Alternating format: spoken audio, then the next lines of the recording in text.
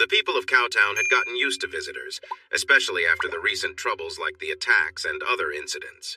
However, the local law enforcement knew that this new group of strong, fit individuals would attract a lot of attention. They decided to create a way to introduce them to the town to manage the buzz. The Army Rangers were used to rough living conditions, so they found the accommodations at the house and barn quite acceptable, even if a few had to sleep on couches and air mattresses. They were all up early at 5:30. The smell of coffee filled the house, waking everyone except Janice. Carl came over at 6 o'clock to grab some coffee, and he started talking about how to keep April safe while she was still on the base. "You say you have people looking out for her, but that place is massive, and April moves around a lot between her room and therapy. Their enemies might find a way past the guards at the gate, so how will you keep her safe?" he asked. "Besides the Delta Cross men you met who stayed on base, there's Tiny, the orderly who pushed Jack into your room, and now he's helping with April's wheelchair. Captain Allen and Lieutenant Simmons oversee her care, and you've likely noticed that many of the staff in her area look like they come from military training. The protection of April goes far beyond Delta Cross and involves both the base commander and the provost marshal. While I can't share all the details, the bravery of Captain Marvel and Wonder Woman has earned them respect from higher-ups, so it's unlikely they will face harm on the base. The danger comes when they leave the base." "Carl Clayton Armstrong, did you not promise to wake me as soon as the coffee was ready? And Captain Cross, didn't I ask the same question last night when you didn't answer? Do you really think Wonder Woman is too fragile to know, or too uninformed to understand the security measures? I may not be a ranger, but I've shown I'm neither naive nor weak." Being called out over morning coffee by a strong, confident woman dressed in work boots and jeans surprised the captain a bit, which entertained his team and the Armstrong brothers. He quickly apologized and explained that he planned to fill her in as soon as she joined them. Jack stepped in to save him from more questions from his sister. Wonder Woman, didn't you just hear the whole briefing the captain gave to Carl? That's not the issue. Just because I'm the only woman here doesn't mean I should be left out of important discussions. If I hadn't woken up and overheard, I'd still be in the dark. No, ma'am, I want you to know that I really meant to give a complete answer to your questions from last night. The men probably got all the information they needed, but I know you will want to know more, and I'm happy to help." She filled her cup with coffee, added some sugar, and turned to the group of men. With a raised eyebrow, she looked directly at Captain Cross. "I expect you to keep your word, Captain. Let's meet later today after we finish the morning and lunch plans." What comes next? For everyone except the Rangers, the next step was to gather in front of the large TV in the secure basement to watch the drone in action. Chi was flying the drone and showing Danny how to use the controls, while explaining to others how to analyze the landscape from above. You're used to looking from the ground or maybe from a height like a hunting stand. Aerial views are different, so pay attention. Your choices from the video or photos could affect people's safety. Danny picked it up quickly, but the other officers and the Armstrongs had a harder time spotting potential hiding places in the terrain. Within an hour, Danny was flying the drone while Chi guided him to help improve his skills and the skills of the others who were struggling. No one had mentioned the Rangers since they started this exercise, but a strange shape along the edge of a shadow made Carl shout, "Wait!" and Chi laughed. "Circle back! I think I saw a boot in the shade of that big huisach bush." Danny turned the drone around, but they didn't see anything unusual.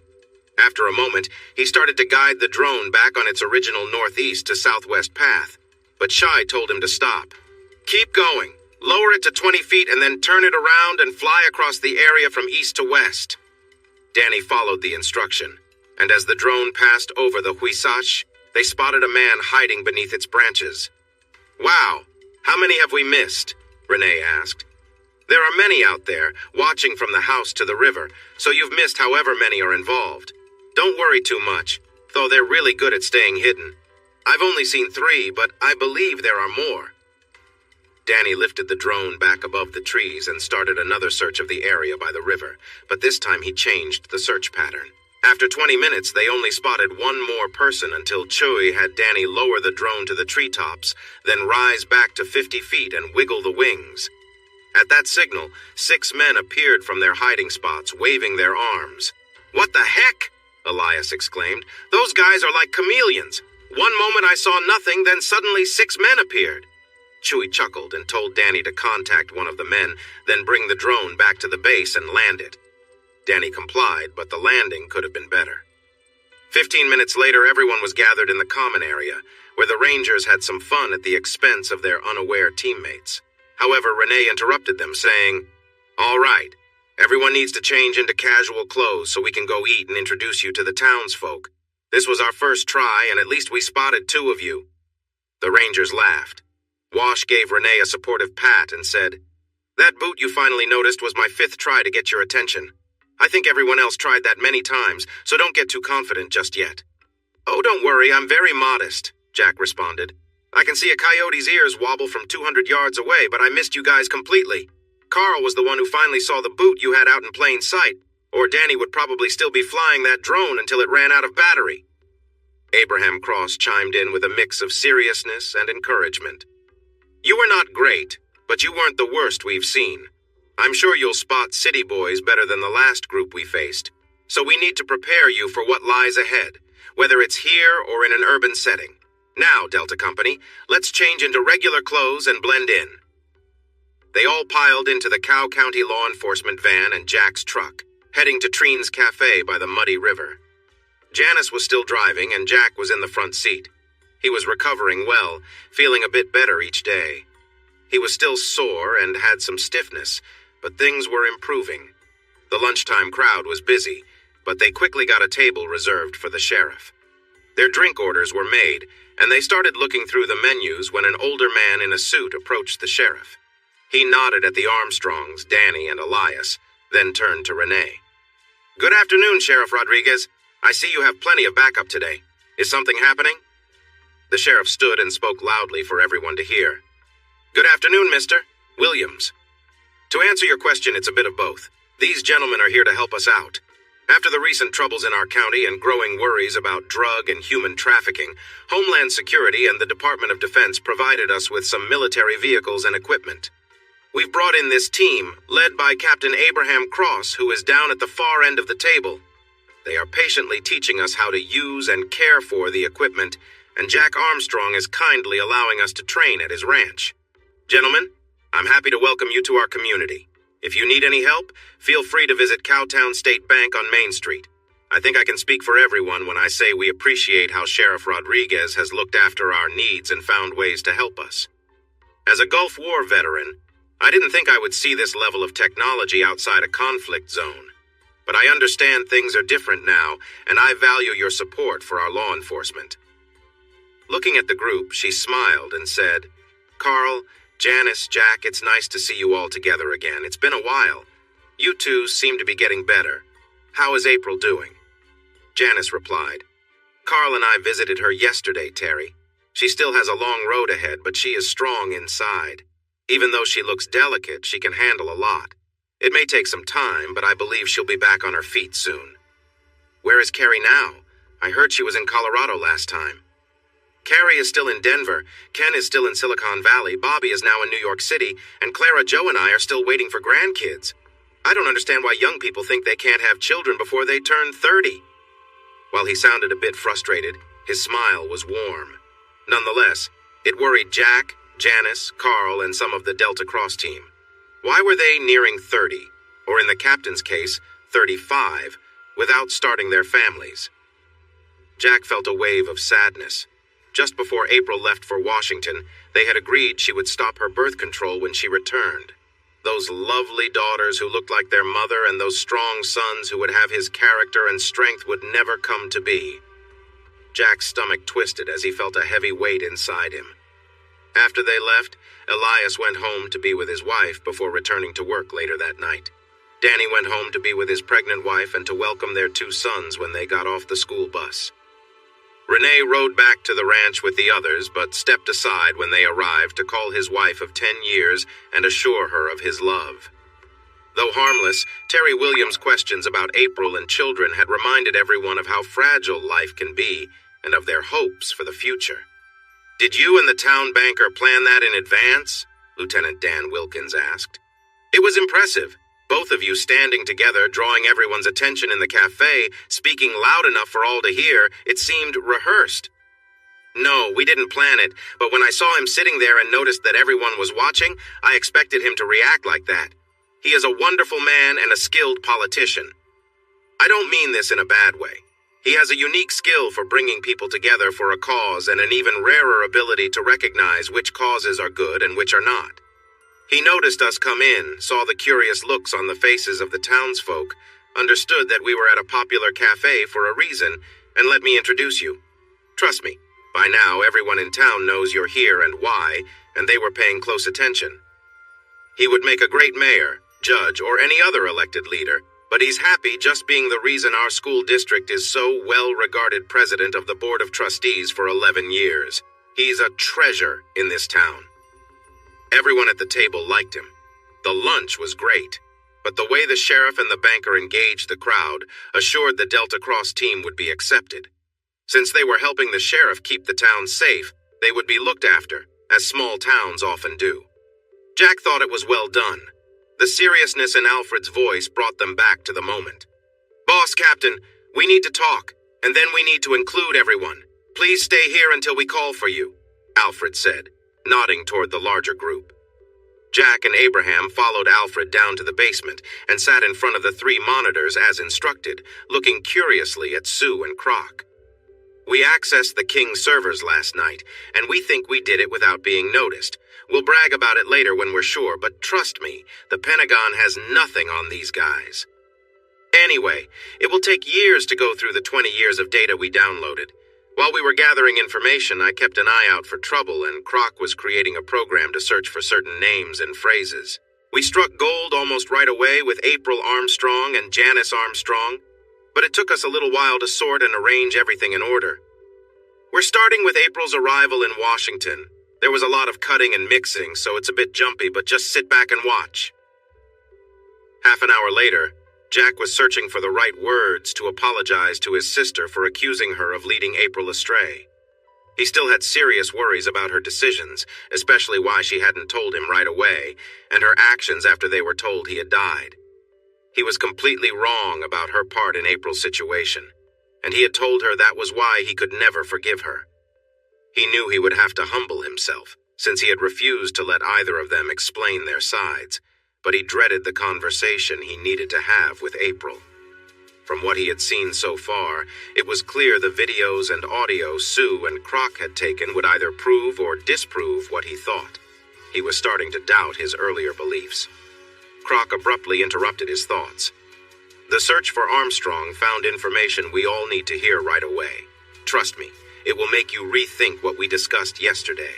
Time is running out, and if we show this only to you two, we will miss important time." Captain Cross headed out, called everyone back, and Jack helped arrange folding chairs in a half circle around the monitors. Once everyone was seated, Croc quickly explained what they were about to see and where it came from. People gasped at the idea of them retrieving information from protected servers in the cloud. Then they started the audio. It included snippets of video, not always in order since they were using various sources, but the message was clear. It soon became obvious. They were in serious trouble, but Janice and April were on the King's most wanted list, with rewards over $5 million if caught alive. Jack was less significant, worth only $100,000, but since he was wanted dead, that amount would still bring danger. 2 well-known mercenary groups were already in the chase for the girls. Jack had an open contract on him, meaning many people could be danger for him. The sheriff quickly called his deputies, state troopers, and border patrol officers in Cowtown. Captain Cross reached out to his teams in San Antonio, redirected another team in Houston, and contacted allies in Homeland Security and the Pentagon. They would need a lot of support, possibly even plans for safety later on. The pilots got secure satellite phones and returned to town to prepare the helicopters and drones. Carl, Janice, and Jack met in the conference room to discuss their situations, options, and April's situation. After an hour, Jack asked Alfred to join them, and they talked about the money they would need in the upcoming days and weeks. "The resources are still available, boss, but it's becoming harder to get in and out. Next time I go, I'll take Croc along for safety. We will get what we need and then destroy it, so you need to know how much money you want before we leave. The more you need, the longer we will be working, but we can probably get a few $100 million, especially since we are already in a risky position. Let's bring the captain and sheriff in to see what they can tell us about costs, Jack replied. Captain Cross spoke first in response. I'm guessing our next steps depend a lot on how much help we get from the government. If they give us portable missile systems, we won't have to buy as many ourselves. We need to be ready for attacks from both the sky and the ground. The private military groups that got the contracts are very active in Africa and Ukraine, so they might have access to missiles and drones. The sheriff listened and then asked if having the numbers by noon tomorrow would be soon enough. He agreed with the captain that missiles could be involved and said it would definitely take until then to get responses from potential allies. Then he began to seem more worried. Soon, we'll need to reveal the bounties and identify who is behind them if we want the support we need. As influential as Daniel King is, and with the powerful men he controls, everything could fall apart if we do this. Captain Cross suggested, "Let me handle that tonight, Sheriff. I have a friend who might be able to help us figure it out. But if we involve him, we'll need to share whatever he wants to know. He could betray us, but that wouldn't be like him. Still, we have to decide whether to act alone against a very dangerous organization, or to ask for help and pay the price for it." "Do whatever you find necessary, Abraham," Jack replied. "The Armstrongs are already in serious trouble." Jack left the conference room to find Janice, who was entertaining the troops, including Cousin Carl. He paused in the dark hallway to listen as she shared funny stories with the remaining Rangers. One of them seemed impressed with her lively spirit. He hated to interrupt, but they were pressed for time. "Hey everyone, it sounds like you're having a great time, but I need to talk to Janice and Carl. The captain wants to speak with all of you too. He and the sheriff are in the big conference room on the right. Alfred, Charlie, can you gather some details from around the time April and Janice learned I was gone? We also need to discuss their journal, how to keep it safe, and how to make it a topic of conversation worldwide if something happens to them." Turning to his sister and cousin, he said, "Let's head into the small conference room. We need to go over some of the journal and then discuss it." "Before we start, Carl," he said as Janice connected one of the USB drives, "I need you to be open-minded. I can't be sure what we'll find in there, but you might hear things that surprise you, and you may have things to share too. Janice, let's begin with your meeting with April in Washington."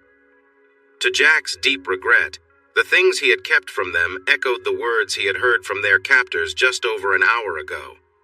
Janice kept her eyes on Jack as he listened to the story about the private dinner that changed everything for April. He focused on the details leading up to the events that unfolded after that night. When the replay finished, Jack motioned for it to stop. He shared a long look with his sister and then crawled over to her chair. He took her hands, which she allowed him to hold, and began to speak. "I know I don't deserve your help, sister, and I will understand if you can't provide it.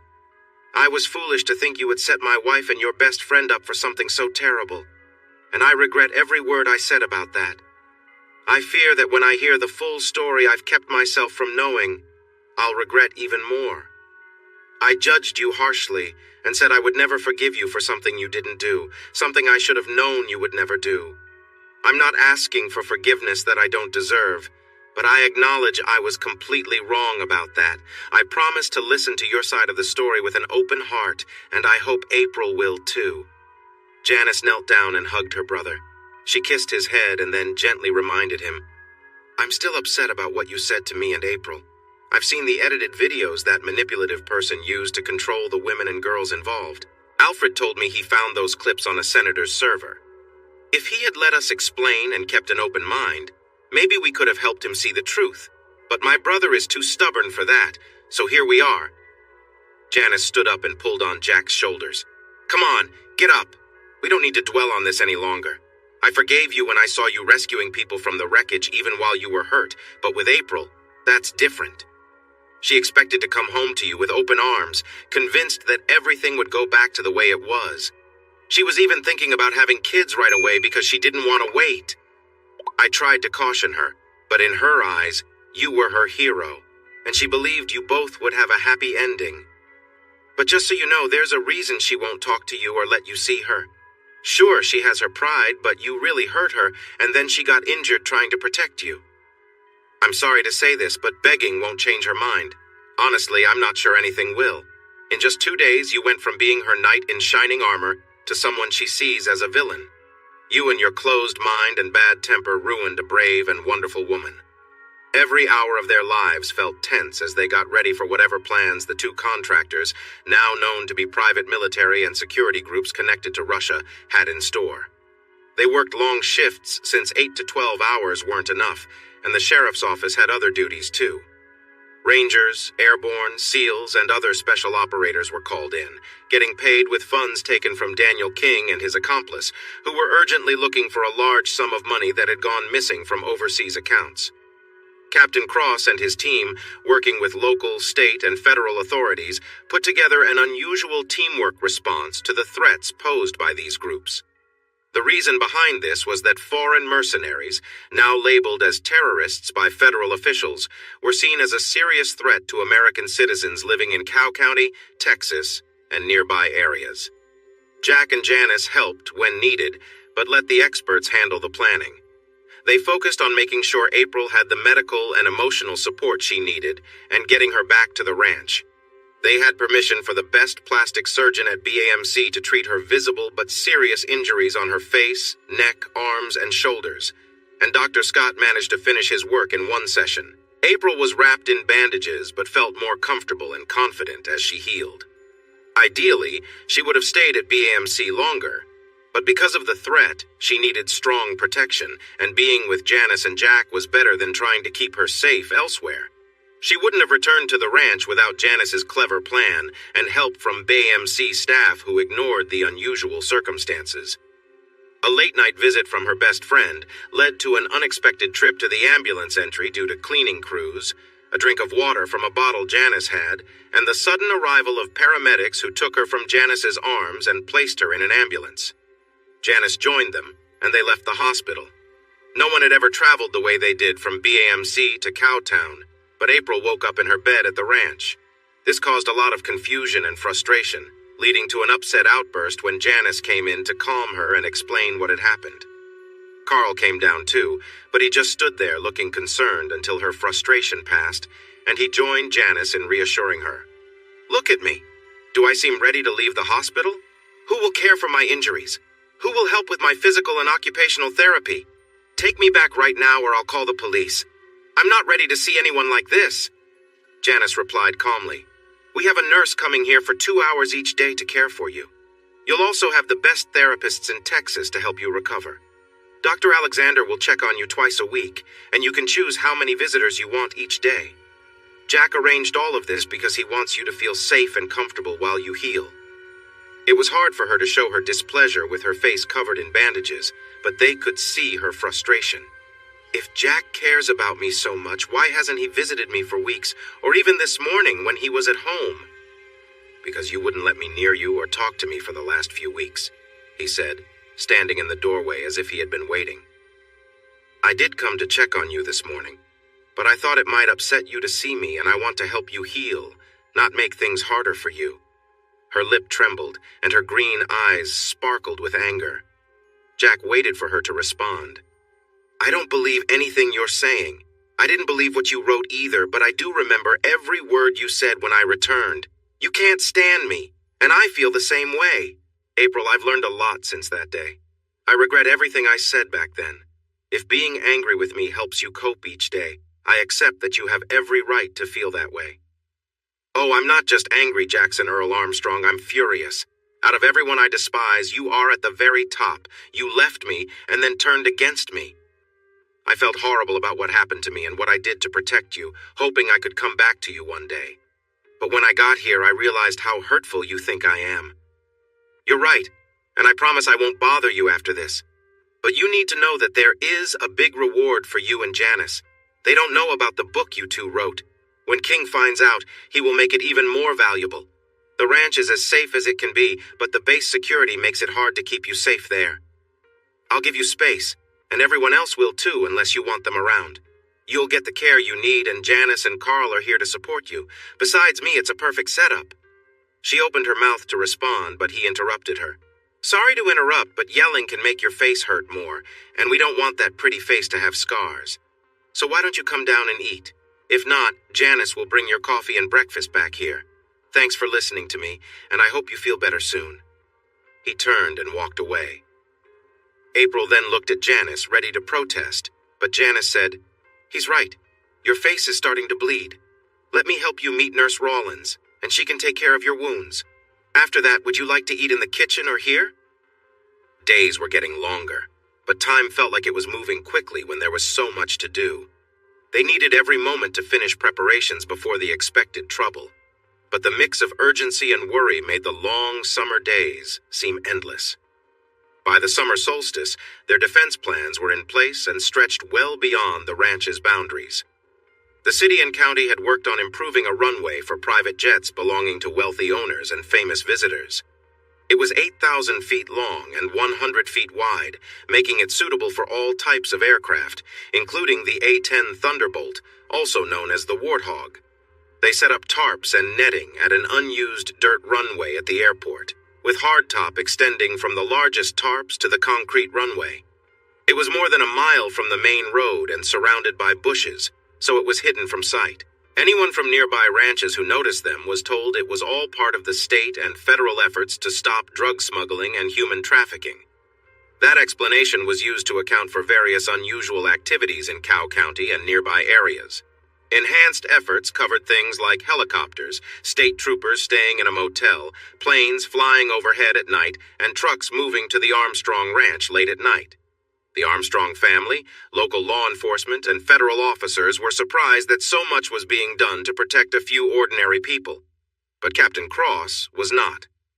He told everyone with that thought the same thing. You have it all wrong. This isn't just about a few civilians. This is about national security. Armed groups from private companies funded by an enemy nation are planning to come into our country to harm Americans. If they succeed, other countries will see the USA as weak, which may lead to more troubles.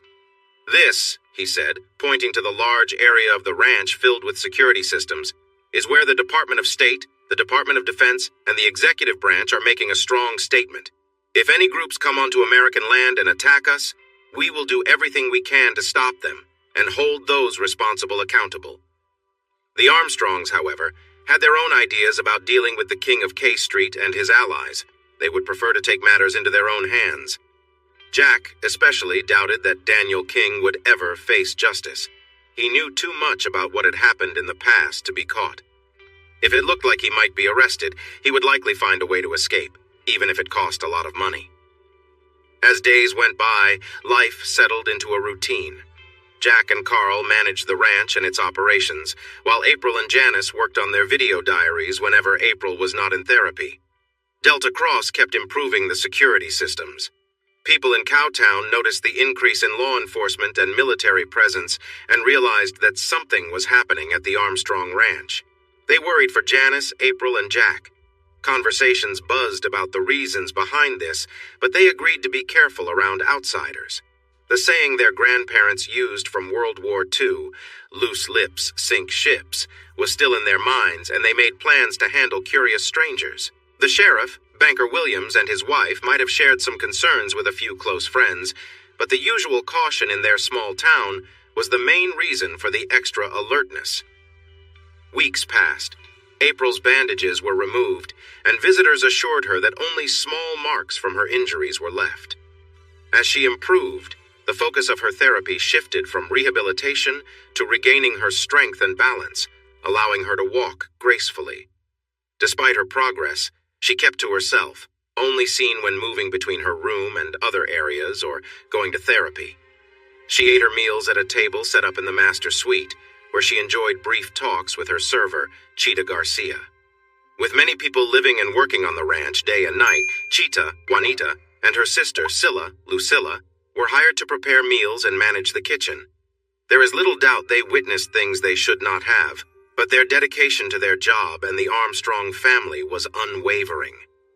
They remained in the car when they arrived home. 2 months after April returned to the ranch, she decided to step out from her solitude. For her first appearance, she chose to join everyone for the evening meal. She wore a lovely blue sundress, white sandals, light makeup, and had her hair tied back, which showed off her lovely neck and shoulders with no visible scars. She walked to the table with confidence, took a seat next to Janice, and smiled her charming smile that had always drawn others in. For those who may not know her, this is my best friend and sister-in-law, April Armstrong. She's also called Captain Marvel for her bravery and because she resembles Carol Danvers. Isn't she beautiful? Everyone agreed with applause. She has fully recovered and no longer needs to stay active for her health, which is amazing for someone who once faced a terrible experience defending her home. She is an American hero not only for her brave actions, but also for enduring a difficult time with some very bad people who are still out there. We appreciate your support during this time. I know you all will show her the respect she deserves. However, she may not be aware of that. So please introduce yourselves before we eat and take a moment to get to know her in the coming days. In a routine that would happen many times that week, each man introduced himself, shared what he did at the ranch, and promised to visit her soon. She thanked each man by name and welcomed the chance to chat. Knowing what to expect, Carl took everything in stride. Jack, on the other hand, looked confused from the moment she arrived until she left after dinner. He knew this version of April well. She was the woman he once loved, married, and hoped to start a family with. However, seeing her charm everyone around her without acknowledging him felt very different, especially since he thought she was still recovering. He had kept himself busy with work and preparations, sticking to his promise to give her space, but he was surprised by how she suddenly looked and acted. Once she was out of sight, he shot a glance at Janice. She just smiled, and Carl chuckled. "Is something bothering you, Jack? You barely ate." Jack turned his glare to Carl, who laughed back. As he faced his sister again, he noticed that Captain Cross, Lieutenant Dan, Wash, Red, Alfred, Croc, and Top Kick were all smiling too. "She's a beautiful woman, Jack," Lieutenant Dan remarked. "We know you're going through a divorce. Can we give it a try? I may not be in the Army, but I can tell when I'm being caught off guard, so no thanks to all of you. She says she'll never talk to me again, so go ahead and try." With that, he got up and left, his friends' loud laughter following him. He got into his truck and drove around his land, then took a ride by the river. He came back 3 hours later with a new outlook and a plan. He needed to take action. He would review the information from King's servers and the almost finished video journal. While Janice and April recalled various details that Renee said could help in taking action against those responsible, they organized their thoughts and added them to the end of the journal. This made it feel unfinished, but Jack thought it was ready. With solid facts from 2 different sources to think about, he would make a smart choice about his future with April and present it to her, whatever that might be. Then she could choose her own path, whether with him or someone else. Either way, he knew this situation had to change. He could stay in the same house with her but respect her desire for space. The April who had everyone's attention at the table? That wouldn't work anymore. It was time to make a decision. Sue and the Croc were in the basement, living off soft drinks, candy, and the occasional meal they had to attend. They stayed in close contact with Mule, who had been quietly asked to help them by someone high up in the military. Her connections were making their work easier. Their focus was on 2 things: what was happening with Daniel King, and how soldiers were being moved into the U.S. through airports and shipping centers worldwide. This last task needed support from the State Department, which had been put on a higher alert. That was useful, but even being classified as top secret couldn't stop some information from leaking out among the many people at the State Department and Terrorist Screening Center. So far, no one had shared the latest information with King or the PMC, but they knew it would reach them eventually. Sue, Croc, and Mule quickly informed their supervisors if they caught anyone in their nets. Still, they felt certain that some news about their efforts was slipping through unnoticed. They were also sure more mercenaries were coming in without being detected. Tagging the 2 PMCs as a suspected terrorist organization by the official government agencies had been quite helpful for identification and tracking. However, this action caused some trouble. Although it was meant to be kept secret, the Russian government protested the label just a few days later. They were now on a quest to find out which spies or careless workers had let that information slip. The local efforts related to Daniel King and his known associates proved to be more productive than what the Department of Justice was doing. The DOJ had obtained secret warrants for surveillance that included phone calls and messages. A select team from the DOJ had been chosen, and so far, the trio had seen no signs that King was aware of the investigation. To cover themselves, they were listed as contractors, but they operated beyond the boundaries of the warrants. The saying about the best-laid plans came to mind, affecting Jack's commitment to watch the videos and decide on his next steps. It was late July. The crops were ready to be harvested and the cattle had not been worked or moved during the spring. The market calves were too big now. They needed to grease the windmill, fix 2 fences, and refill the pesticides in the dust bags to keep flies away from the cattle. When the irrigation system broke in the summer heat, they spent 2 days fixing that. Nothing unusual happened, just the usual summer work on the ranch, but it kept Jack and Carl busy most days, which wasn't all bad. The work gave Jack a good reason to skip meals with April and her guests, which were starting to wear on him. She came to the table every day dressed for a party and enjoyed the attention of the more than 20 men who sat with her over 2 meal shifts. Though she ate very little, she tried to stand out, almost like she was in a contest for attention. Jack grew tired of the situation quickly. He decided to have breakfast early. He told the Garcia girls he would come by to pick up his lunch during a break from his work on the ranch. He also asked them to leave his dinner in the microwave if he wasn't back when they left. He still saw his wife occasionally. She was in the gym for therapy or watching TV in the living area or chatting with his sister and some men. But as she had asked, he gave her space. Each evening, after finishing up his tasks, he met with Alfred and Charlie. However, he stayed away from the planning and organizing of their defenses. Instead, he focused on finding weaknesses in Daniel King's operation. He brainstormed ways to take action against him. Unfortunately, there were no clear weaknesses, so he had no solid plans, but he kept searching. Soon, it was time for the contract workers to harvest the corn. He and Carl prepared the stalks and leaves after the harvest. Once they finished, they cut and baled the watered and fertilized grass into round bales, loaded them onto trucks using the front loader on the tractor, and placed them in the fenced hay area. The weather forecast suggested a hot spell over Texas, with temperatures reaching 108 to 112 degrees, feeling even hotter. This was typical for South Texas, but such heat wore down everyone working outside. Even Captain Cross was feeling irritable. Eventually, the heat moved to Arizona, leaving Texas with slightly cooler temperatures, just under 100 degrees. A breeze from the Gulf made it feel nicer outside and lifted everyone's spirits. Cowboys were ready for the late roundup.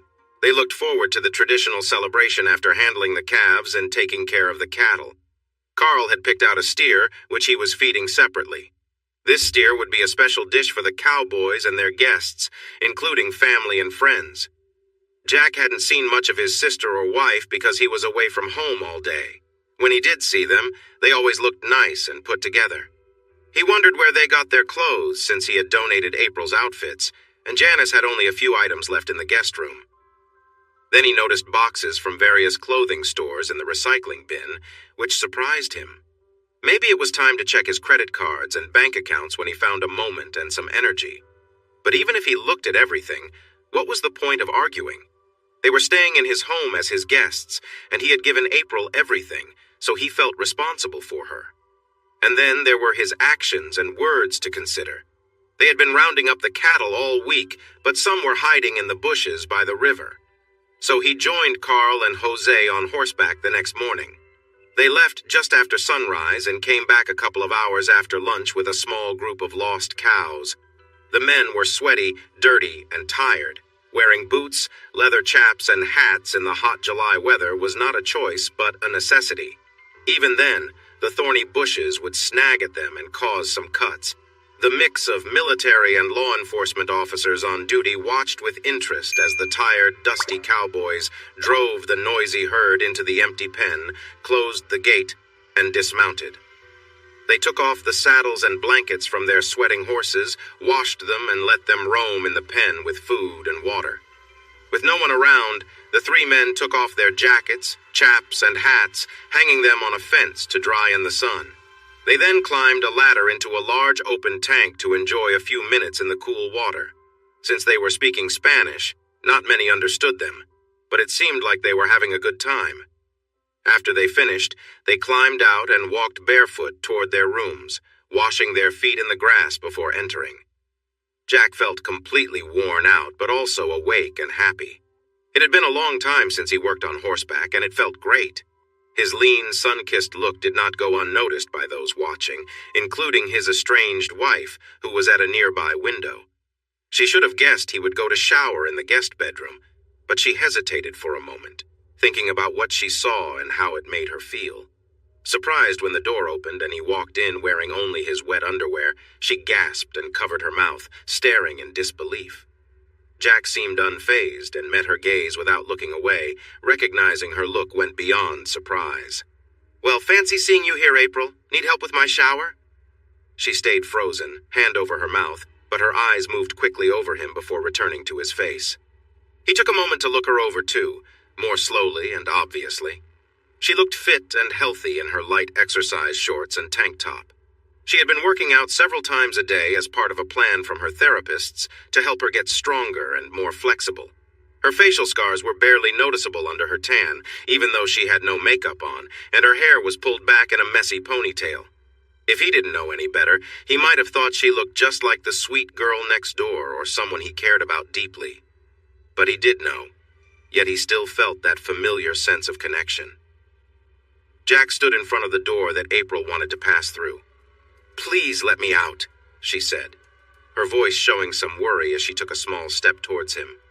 He smiled and moved slightly to the side, giving her enough space to slip by, then waved toward the open area. She turned sideways to pass him, but he put his hand on the doorframe and said with a grin, "Since I don't see you much and you don't talk to me when I do, let me take this chance to remind you about the roundup on Friday and the party that night. Carl and Jose are preparing the food, and Cheetah and Scylla are handling everything else, but we'd love your help, as well as Janice's, during the roundup and while setting up in the shed. I know you remember how we used to do it, and it would be great if you two could keep the cowboys refreshed and fed during the day. The captain has agreed to send some men to help load the pickup and set up the shed for the meal and dancing. I told him to talk to you about it. If you'd rather not, I can get some of the cowboy wives involved, and I'll ask Berta to lead it." Avoiding his gaze and showing some irritation, she replied, "Janice and I were confused about what we should do, or if we were still welcomed. Since you're asking, we would like to help again.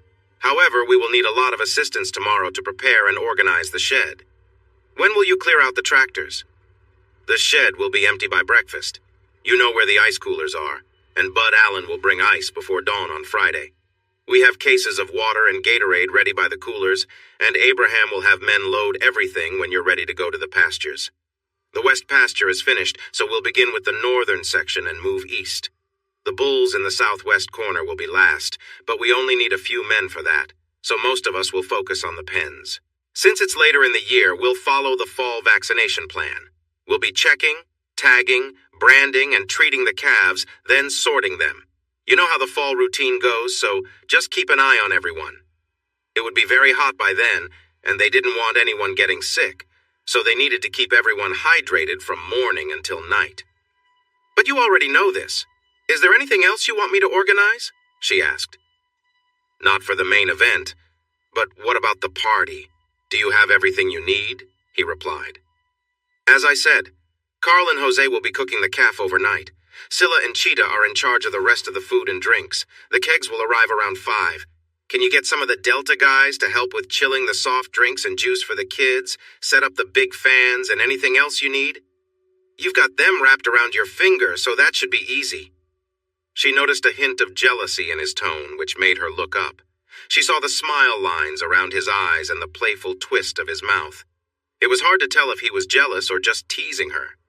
She firmly pushed his hand aside and said, "Don't worry, we'll handle our part. We didn't forget everything while we were away."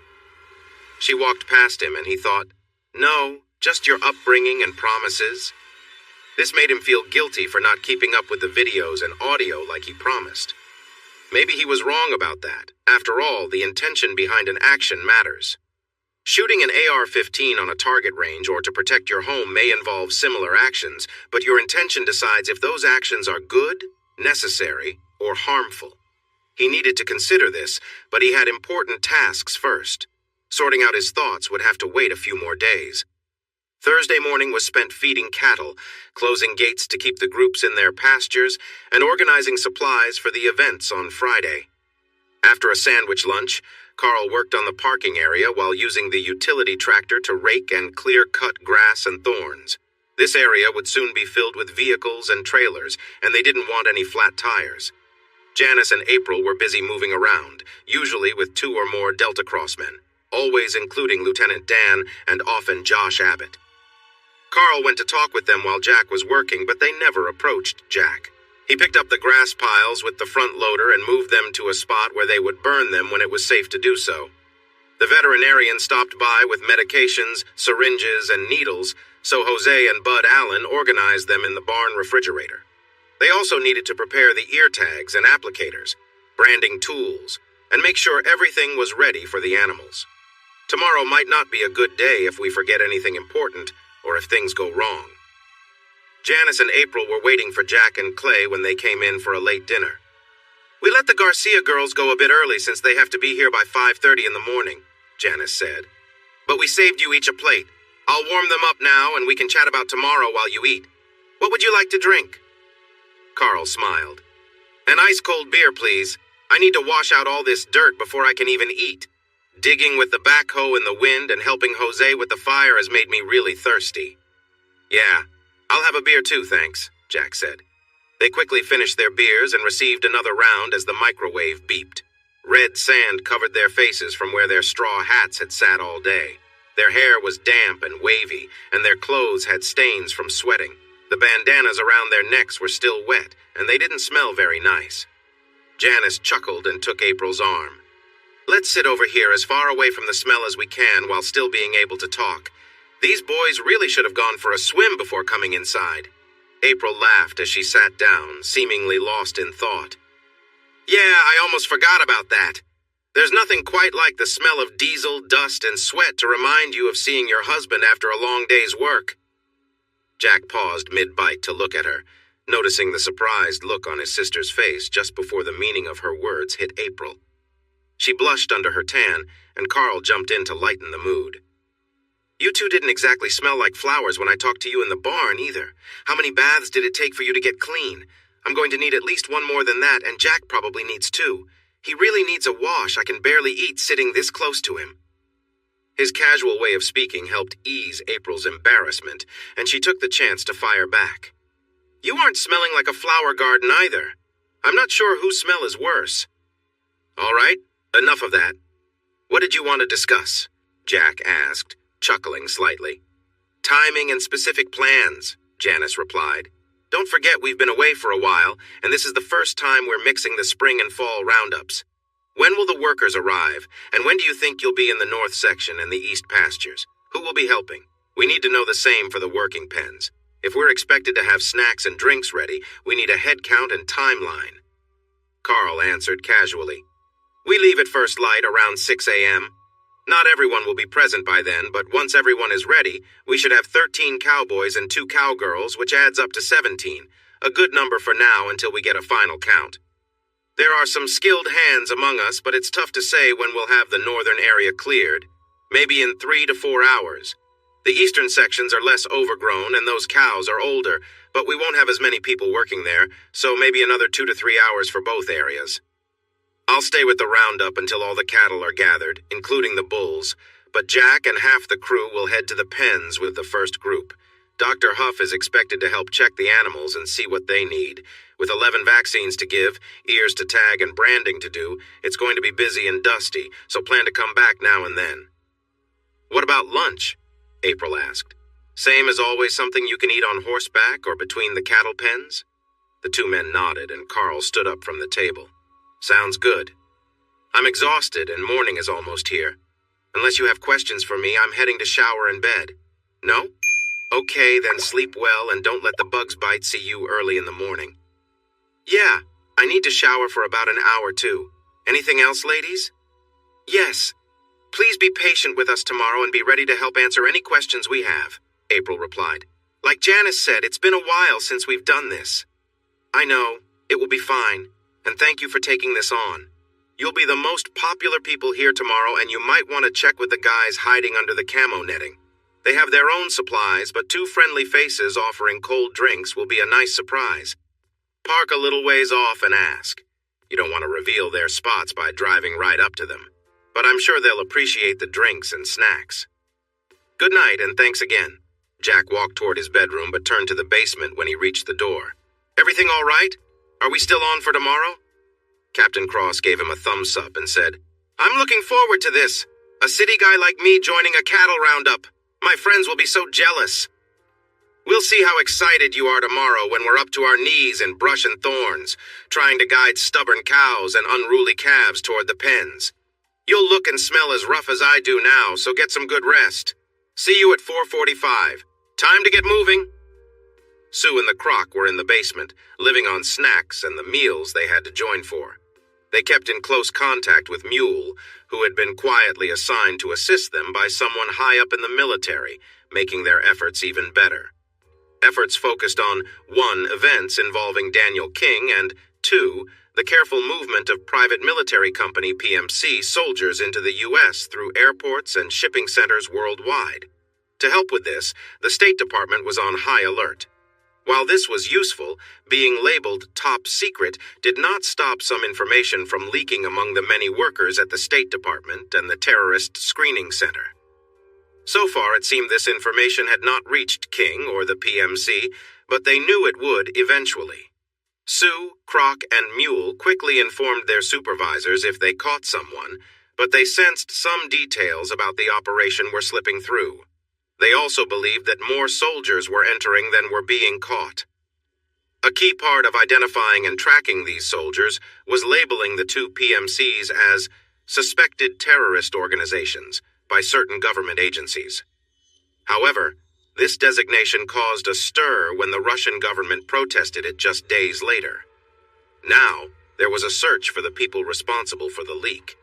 The events involving Daniel King and his known associates yielded better results locally than at the Department of Justice, DOJ, which had received secret permits for surveillance, including monitoring phone calls. A special team from the DOJ was assigned to this, and so far, the trio had not seen any signs that King had been warned. To stay safe, they were registered as contractors, but they often went beyond the limits of their permits. The saying, "The best laid plans of mice and men often go astray," came to mind as Jack tried to decide the best way to watch and analyze the videos. In late July, the crops were ripe and needed harvesting. The cattle had not been worked or moved in the spring, and the young calves had grown too much. A windmill needed oiling, 2 fences needed fixing, and the cattle required new pesticides to fend off the flies. When the irrigation system broke in the summer heat, they spent 2 days fixing it. Nothing unusual occurred, just the routine work of the ranch, but it kept Jack and Carl busy most of the day, which was not entirely bad. The work allowed Jack to avoid meals at the table with April and her admirers, which had begun to wear on him.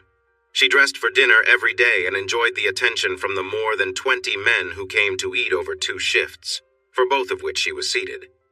She didn't eat much, but she made sure everyone noticed her like she was trying to be popular. Jack quickly became tired of all that, so he had breakfast early. He told the Garcia girls he would come by to grab his lunch when he had a break from working on the ranch. He asked them to put his dinner in the microwave if he wasn't back by the time they left. He still saw his estranged wife occasionally. She would be exercising in the gym, watching TV in the common area, or talking with his sister or groups of men, but he respected her wish to be left alone. Every evening after cleaning up, he met with Alfred and Charlie. However, he stayed out of the planning for the defensive efforts. Instead, his sharp mind focused on finding weaknesses in Daniel King's operations to devise plans to confront the situation. He didn't see any clear weaknesses, so he continued brainstorming. Then came the time for the contractors to harvest the corn, and he and Carl gathered up the stalks and leaves. Once they finished that, they cut and baled the fertilized grass into round bales, loaded them onto trucks with the tractor, and stored them in a fenced area. The weather reports warned about extreme heat over Texas, with temperatures reaching 108,112 degrees, and feels like temperatures hitting 115,120. This wasn't unusual for South Texas, but the heat was tiring, and everyone working outside felt the pressure. Even Captain Cross was feeling the strain. Eventually, the heat moved to Arizona, leaving Texas with temperatures just below 100 degrees. The breeze from the Gulf made it more comfortable outside, and everyone's mood improved. The cowboys lined up for the late roundup were promised a traditional celebration after they tagged the calves and took care of the cattle. Carl had set aside an 800-pound steer to be fed in a separate pen. This steer would be the special meal for the cowboys, local law enforcement, family, and friends. Jack hadn't seen much of his sister or wife during the day since he was out of the house, but when he did catch glimpses of them, they always looked well-dressed and put together. He wondered where their clothes came from since he had given April's away, and Janice only had a few items in the guest room. Then he noticed boxes from online stores in the recycling bin. Maybe it was time to check his credit card statements and bank accounts when he had the opportunity. But even if he found out the details, he thought about whether it was worth arguing. They were staying at his home as guests, and since he had donated all of April's things, he felt he owed it to her. And then there were his actions and words to consider. They had spent the week gathering cattle into pens, but some were still hiding in the bushes near the river. So the next morning, he joined Carl and Jose on horseback. They left just after sunrise and returned a few hours after lunch with the noisy strays. The men were sweaty and dirty. Wearing boots, leather chaps, and hats in late July was not a choice but a necessity. Even then, the thorny bushes sometimes scratched them, leaving marks. The mixed group of military and law enforcement officers watched as the tired men herded the shouting cattle into the empty pen, closed the gate, and got off their horses. They removed the sweaty saddles, hung them on a rail to dry, washed their horses, and let them roam in a pen with plenty of food and water. Acting as if no one was watching, the three men took off their jackets, chaps, and hats, draped them over a fence to dry, and climbed up a ladder into a storage tank to enjoy a few moments in the cool water. They chatted happily in Spanish, which not many understood. A few minutes later, they climbed out and walked barefoot toward their quarters, washing their feet in the grass before heading inside. Jack felt exhausted yet delighted. It had been a long time since he had worked on a horse, and he loved it. He was lean and tanned from weeks of outdoor work, which didn't go unnoticed by those watching, including his estranged wife, who peeked in from a window. She knew he would head to the bathroom in the guest room he was using. However, she hesitated for a moment, thinking about what she saw and how it made her feel. When the door opened and he walked in wearing just his wet underwear, she gasped, covered her mouth, and stared. Jack seemed unfazed. He looked back at her without blinking, noticing a look in her eyes that was more than just surprise. "Fancy seeing you here, April. Are you here to help with my shower?" She stood frozen, hand over her mouth, her eyes quickly scanning him before locking back onto his. Since she was looking at him, he took the moment to observe her as well, but he did so slowly. She looked healthy, fit, and sun-kissed in her light white workout shorts and tank top. She had been exercising several times a day as part of the plan her therapists created to help her get stronger, more flexible, and move with grace. The scars on her face were hard to see under the tan, even with no makeup, and her hair was pulled back into a messy ponytail. If he didn't know better, he would think she looked like a pretty girl next door. He did know better, but he still felt that familiar sense of recognition. Jack stood in the doorway that April urgently needed to pass through. "Please let me out," she said, her voice almost panicked, as she took a careful step toward him. He smiled and moved aside, giving her just enough space to get by, then pointed to the open path. April turned to squeeze past him, but he placed a hand on the door frame, grinning as he said, "Since I rarely see you and you don't talk to me when I do, let me take this chance to remind you about Friday's gathering and the celebration that night. Carl and Jose will be cooking, while Cheetah and Scylla are in charge of the food. We could really use your help, and Janice's during the gathering and in setting up the shed. I know you remember how we did it before, and it would be great if you two could help keep everyone refreshed and fed until we're done. The captain is sending men to help with loading the truck and preparing the shed for the meal and dancing, so I told him to talk to you. If you don't want to help, that's fine. I can ask some of the cowboys' wives to step in and get Berta to lead it." She still kept her eyes away from him and replied, slightly annoyed. "Janice and I weren't sure about what we were supposed to do, or if we were even wanted. But since you're asking, we would like to help like we used to. We will need quite a bit of support tomorrow to get everything ready. When will you clear out the tractors?" "The shed will be clear by breakfast. You know where the ice coolers are, and Bud Allen is bringing ice before dawn on Friday. There are cases of water and sports drinks stacked by the coolers, and Abraham will have men load everything when you're ready to head to the fields. The western pasture is finished, so we'll start working on the north section next. The bulls in the southwest corner will be last, needing only a few men since most of us will be working in the pens. Since it's late in the year, we're going with the fall vaccinations. We'll be checking, tagging, branding, and treating the calves, then sorting them. You know the fall routine well, so just keep an eye on the guys. It will be very hot by then, and we don't want people getting sick, so they should drink plenty of water throughout the day." "But you already know that. Is there anything else you need me to do or prepare?" "Not for the roundup, but what about the party? Do you have all the supplies?" she replied. "As I said, Carl and Jose will be cooking the calf overnight. Scylla and Cheetah are in charge of the rest of the food and drinks. The kegs will arrive around 5. Get some of the Delta guys to help you chill the soft drinks and juice for the kids. Set up the big fans and anything else you need. You've got everyone supporting you already, so that should be easy." She noticed a hint of jealousy in his words. Looking up, she saw the smile around his eyes and the playful look on his face. It was hard to tell if he was jealous or just having fun with her. She straightened her mouth, pushed his hand away, and said, "Don't worry, we'll handle our part. We didn't forget everything while we were back east." She walked past him, and he thought, "No, just your upbringing and promises." That thought made him feel guilty for not watching the videos and listening to the audio as he had promised.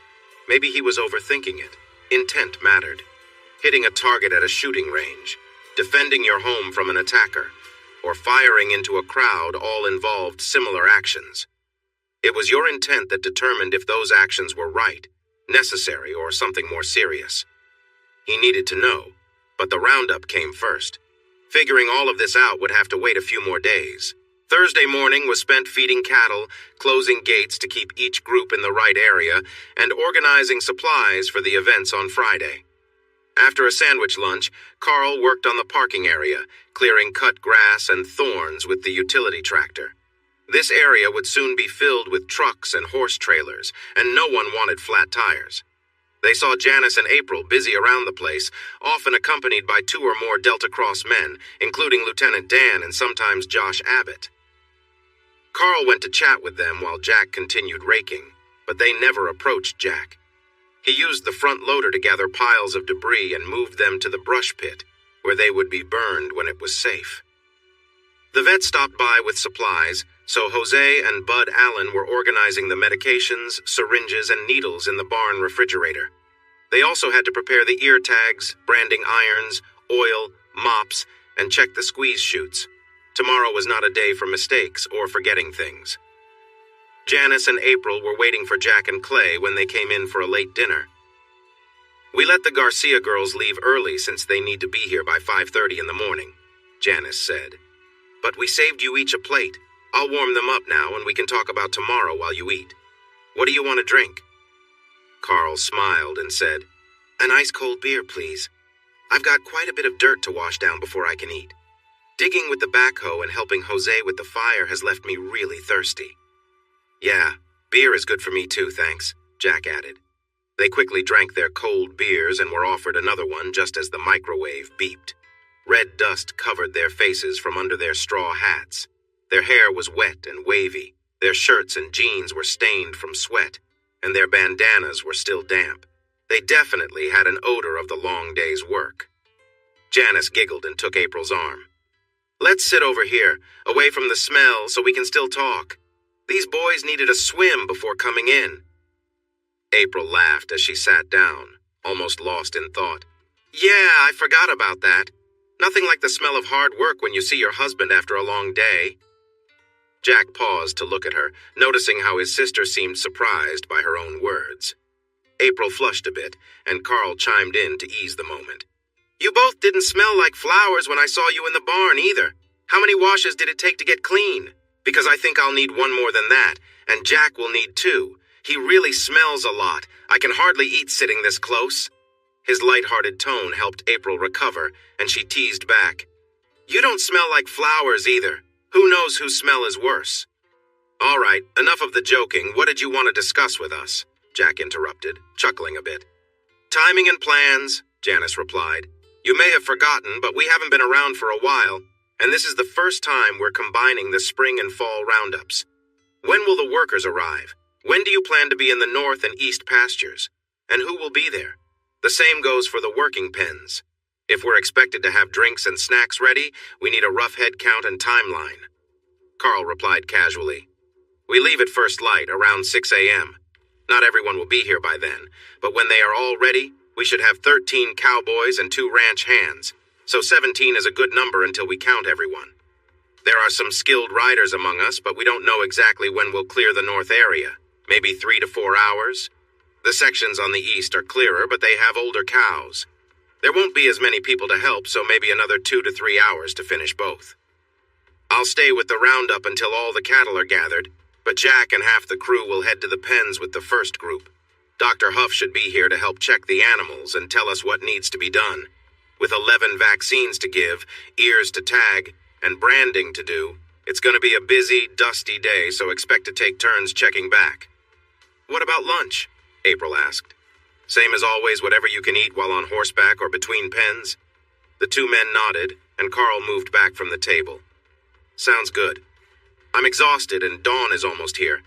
Unless you have any questions for me, I'm heading to shower and bed. No? Well, sleep well and see you early in the morning. Yeah, I need to shower for a bit too. Anything else, ladies? Yes. Please be patient with us tomorrow and be available to answer any questions we might have, April replied. Like Janice said, it's been a while since we did this. I know, it will be fine, and thanks for stepping up. You'll be the most popular people on the ranch tomorrow. You might want to check with the guys under the camo netting. I know they have their own supplies, but a couple of friendly faces offering cold drinks are always appreciated. Stay a little away and ask them. You don't want to give their spots away, but I bet they'll enjoy the drinks and snacks. Good night, and thanks again. Jack headed toward his bedroom, but turned to the basement when he got to the door. Everything okay? Are we still on for tomorrow? Captain Cross gave him a thumbs up and said, I'm excited. A city boy like me taking part in a cattle roundup. My friends will be so jealous. We'll see how excited you are tomorrow when we're deep in bushes, trying to move stubborn cows and wild calves toward the pens.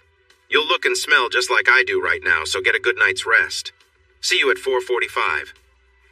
Sue and the Croc were in the basement surviving on soda, candy, and occasional meals. They were in close contact with Mule, who had been quietly sent to assist them from someone important in the military, and her help was making things easier. Efforts focused on 2 main areas. Things happening around Daniel King and the organized movement of private military contractors into the U.S. through airports and shipping centers worldwide. This movement required help from the State Department, which was on high alert. While this was useful, even top-secret information sometimes leaked from the many people at the State Department and the Terrorist Screening Center. So far, this information had not reached King or the private military contractors, but they knew it likely would soon. Sue, Croc, and Mule quickly informed their supervisors if they caught someone suspicious, but they were certain that some details were slipping through. They were also sure more contractors were entering the country unnoticed. A significant help in identifying and tracking these contractors was that 2 groups had been labeled as suspected terrorist organizations by the relevant government agencies. However, this decision also clarified that even secret actions could leak out, as the Russian government raised concerns about the label just days later. They began searching for the individuals responsible for the leak. The other effort, which involved events related to Daniel King and his known associates, had more success locally than at the Department of Justice, DOJ. The DOJ had received secret orders for surveillance, including monitoring phone calls and messages. A small team was assigned to this task, and so far it seemed that King had not been given any warnings. To protect themselves, the trio was classified as contractors, but they often worked outside the limits of their orders. The saying, "the best laid plans of mice and men often go astray," applied to Jack as he planned to watch and analyze videos to decide his next steps. It was late July, and it was time to harvest crops and take care of the cattle, which hadn't been managed or moved to new pastures in the spring, making them too large for the market. A windmill needed greasing, 2 fences required repairs, and they needed to replace the pesticides in the dust bags and back rubbers to keep the flies away from the cattle. When the irrigation system broke in the summer heat, they spent 2 days fixing it. Nothing particularly exciting happened. It was just routine ranch work. However, it kept Jack and Carl busy most days, which was helpful. The work allowed Jack to avoid meals at the table with April and her admirers, which had become tiresome for him. She always dressed elegantly, as if for a special occasion, and enjoyed the attention of the many men who joined them for dinner. Though she ate very little, she made sure everyone noticed her, almost as if she was trying to be popular. Jack quickly got fed up with the scene, so he ate breakfast early. He told the Garcia girls he would come by for his lunch during a break from work and asked them to leave his dinner in the microwave if he wasn't back by the time they left. He still saw his estranged wife occasionally, whether she was in the gym working out, watching TV in the common area, or talking to his sister or groups of men. But as she had insisted, he let her have her space. Every evening after finishing his chores, he met with Alfred and Charlie, but he stayed out of the planning for defense strategies. Instead, his sharp mind looked for weaknesses in Daniel King's organization, trying to come up with plans to confront the threat. There were no clear weaknesses, so he struggled to find a solid plan, but he remained determined. Then it was time for the contract workers to harvest the corn, while he and Carl took care of the stalks and leaves. After that, they cut and baled the irrigated coastal Bermuda grass into round bales, loaded them onto trucks with the tractor, and stored them securely in the hay pen. The weathermen warned that a heat wave was settling over Texas, and the forecast showed no sign of it leaving. Temperatures were expected to hit between 108 and 112 degrees, with it feeling even hotter outside. While this was typical in South Texas, it still wore people down, making everyone who worked outdoors feel uneasy. Even Captain Cross was in a bad mood. Finally, the heat moved to Arizona, bringing Texas back to nearly 100-degree temperatures, with a breeze from the Gulf making it feel a bit better and lifting spirits. Cowboys were gathered for the late roundup, eager for the traditional celebration after branding the calves and taking care of the cattle. Carl had prepared an 800-pound steer to feed separately. This would be the main dish for the cowboys, their guests from the law enforcement, family, and friends. Jack didn't spend much time with his sister and wife since he was out all day, but they always looked nice when he saw them. He was puzzled about where their clothes came from because he had given away April's clothes, and Janice had only a few items in the guest room. Then he noticed boxes from various online clothing stores in the recycling bin. Maybe it was time to check his credit cards and bank accounts when he had a moment to spare. But even if he bought more clothes, what would be the point of arguing? They were living in his home as guests, and he had given April's things away, so he felt he needed to support her. And then there were his actions and words to consider. They had been gathering the cattle into pens all week, but some were still hiding in the bushes near the river. So, he joined Carl and Jose on horseback the next morning. They left just after sunrise and returned a few hours after lunch with the small herd of wandering cattle. The men were sweaty, dirty, and a bit scraped up. Wearing boots, leather pants, jackets, and hats in late July was necessary because the thorny bushes could easily snag them and cause discomfort.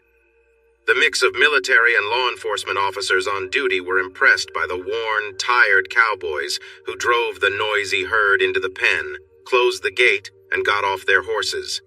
They took off the saddles from the tired horses, laid the blankets and saddles on a wooden railing to dry, brushed the horses, and let them loose in the pen with plenty of feed and water. As if no one was watching, the two men and the young cowboy removed their heavy clothes and hung them over the fence to dry in the sun. They climbed a ladder into the open-top water tank to cool off for a few moments. They spoke in Spanish, so not many understood them, but their tone sounded happy. After a few minutes, they got out and, still in their light clothing, walked barefoot toward their rooms, washing their feet in the grass before going inside. Jack felt tired but strangely excited. It had been too long since he had worked on horseback, and it felt good. He was lean and sun-kissed from working outside, and this did not go unnoticed by those around him, including his estranged wife, who watched from a window. She should have guessed he would head to the bathroom to shower and change, since it was in the guest bedroom he was using. However, she hesitated for a bit, thinking about what she saw and how it made her feel. When the door opened and her estranged husband stepped in wearing only his wet shorts, she exclaimed in surprise, covering her mouth with her hand and staring. Jack seemed unfazed. He met her gaze steadily and recognized that her expression was more than just surprise. "What a surprise to see you here, April. Are you here to help with my shower?" She stood frozen, hand over her mouth, her eyes darting over him before returning to his. He took a moment to look at her too, but in a more deliberate manner. She looked healthy and fit in her white exercise shorts and tank top. After all, she was working out several times a day as part of her therapist's plan to help her get stronger and more flexible. Her facial scars were barely noticeable under her tan, even without makeup. Her hair was pulled back into a messy ponytail. If he didn't know better, he would have thought she looked like his pretty young girlfriend. But he did know better, yet he still felt that familiar sense of recognition. Jack was standing in front of the door that April urgently needed to get through. "Please let me out," she said, her voice sounding a bit frantic as she stepped closer to him.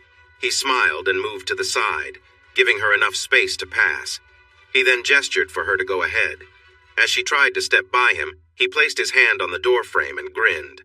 "Since I rarely see you, and you don't talk to me when I do, let me take this chance to remind you about Friday's gathering and the party that night. Carl and Jose are cooking, while Cheetah and Scylla are managing the food.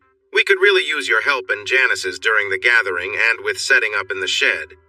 I know you remember how we did things before, and it would be great if you both could help keep everyone fed and hydrated until we're done." The captain agreed to provide some men to help with loading the truck and setting up for the meal and dancing. He will check with you about it.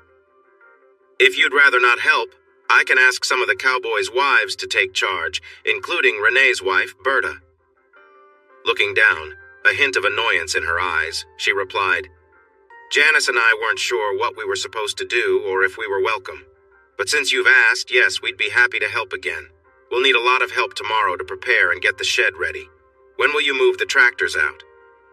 "The shed will be cleared by breakfast. You know where the ice chests are, and Bud Allen will bring ice before dawn on Friday. There are cases of water and Gatorade by the ice chests. Abraham will have men ready to load everything when you're set to head to the pastures. The West River pasture is done, so we'll start on the northern section and move east.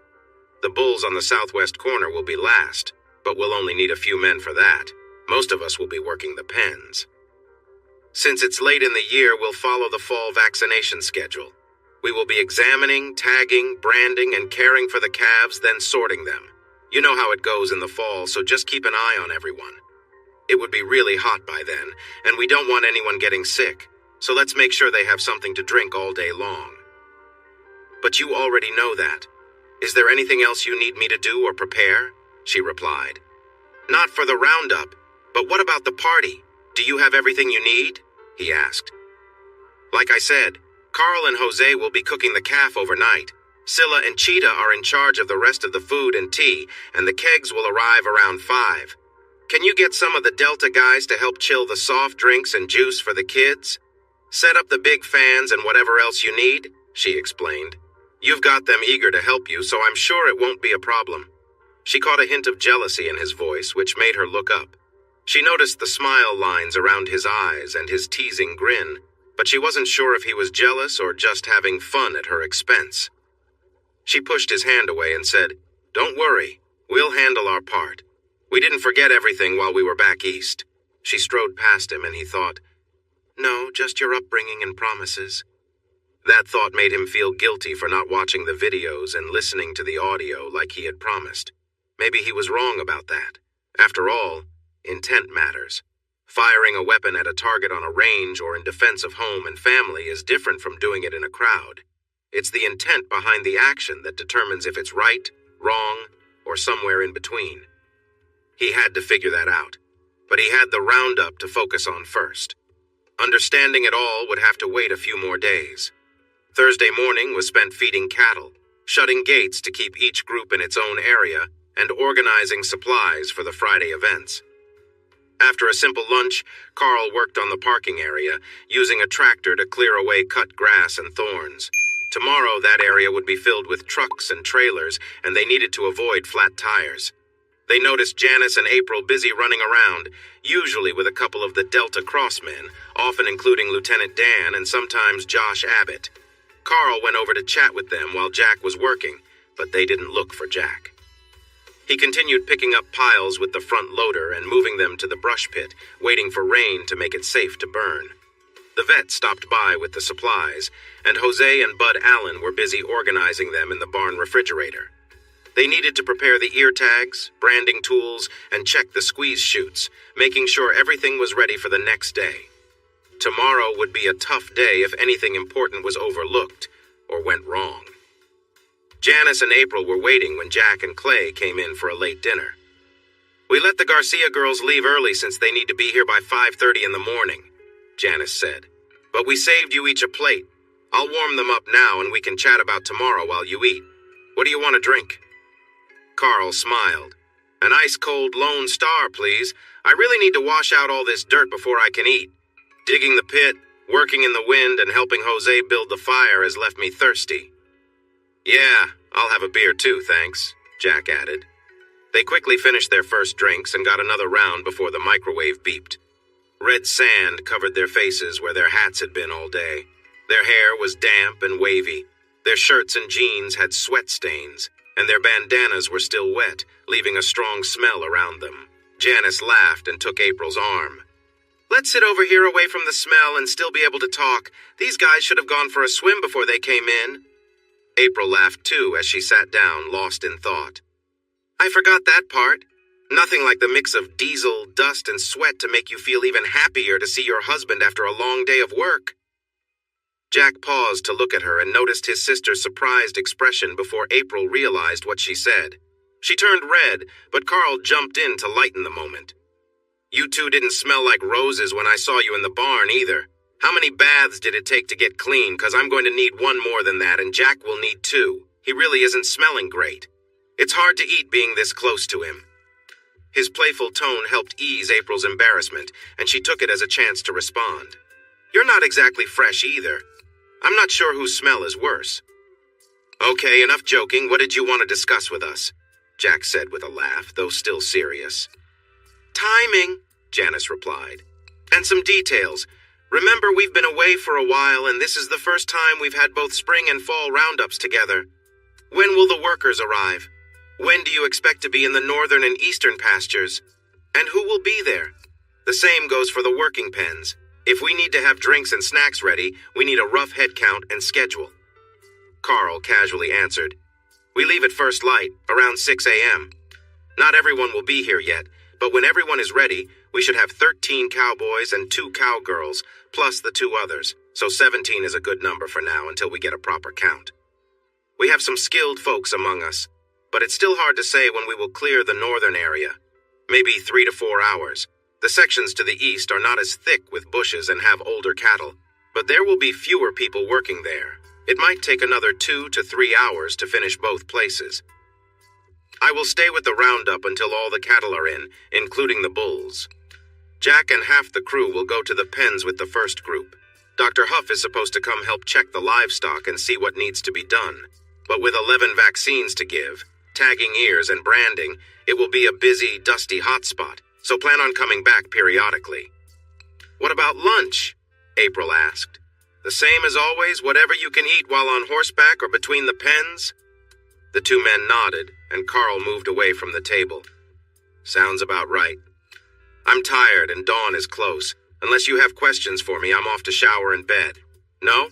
Okay, sleep well and don't let the bed bugs bite. See you early in the morning." "Yes, I need to shower for an hour myself. Is there anything else, ladies?" "Yes. Please be patient with us tomorrow and be ready to answer questions if we need to ask, April replied. Like Janice said, it's been a little while. I know, it will be fine, and thank you for stepping up.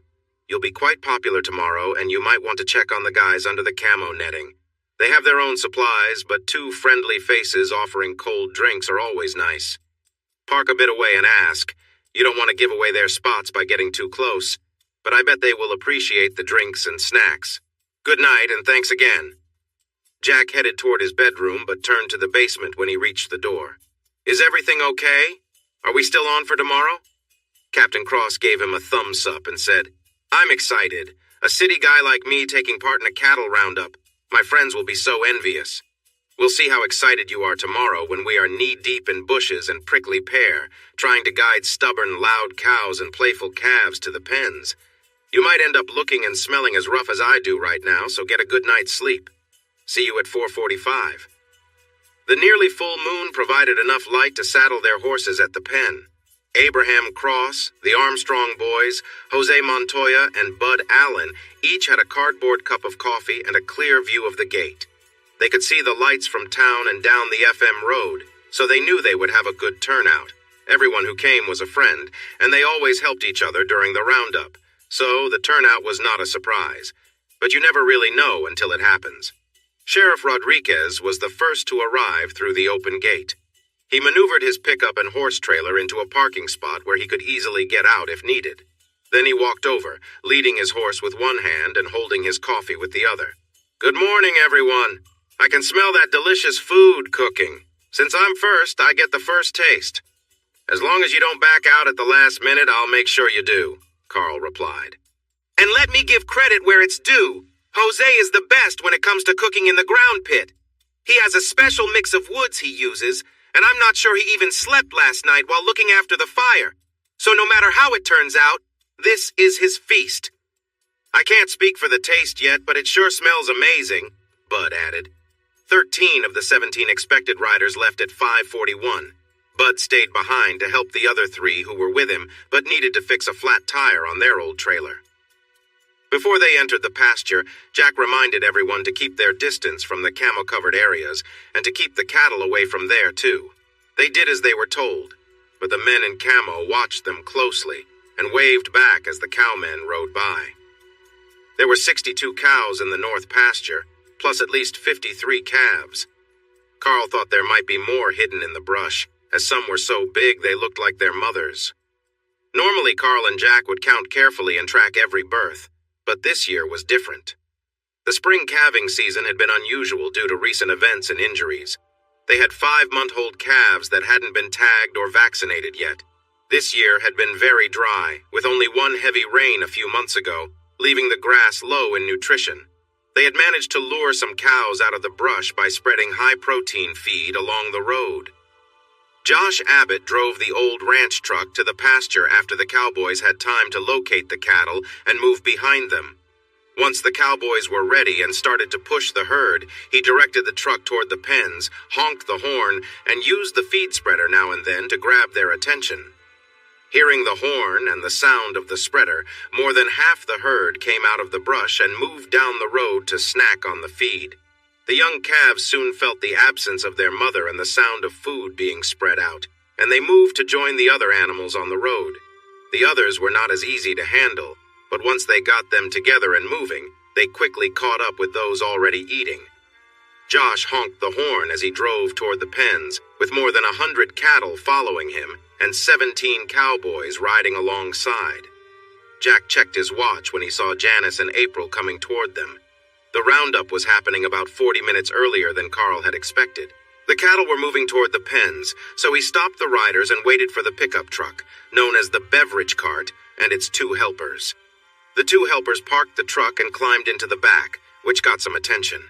They offered bottles of water or sports drinks to the workers, all of whom were happy to grab a drink and enjoy the view of the helpers in their casual outfits and smiling faces under straw hats. Jack waited for everyone to get their drinks before moving his horse closer to the truck. He took a sports drink from his sister and a cold bottle of water from April, but turned down the snacks. Thanks. You two are more refreshing than the drinks, and I appreciate all you're doing. I think the others will feel the same, so maybe circle around like we talked about.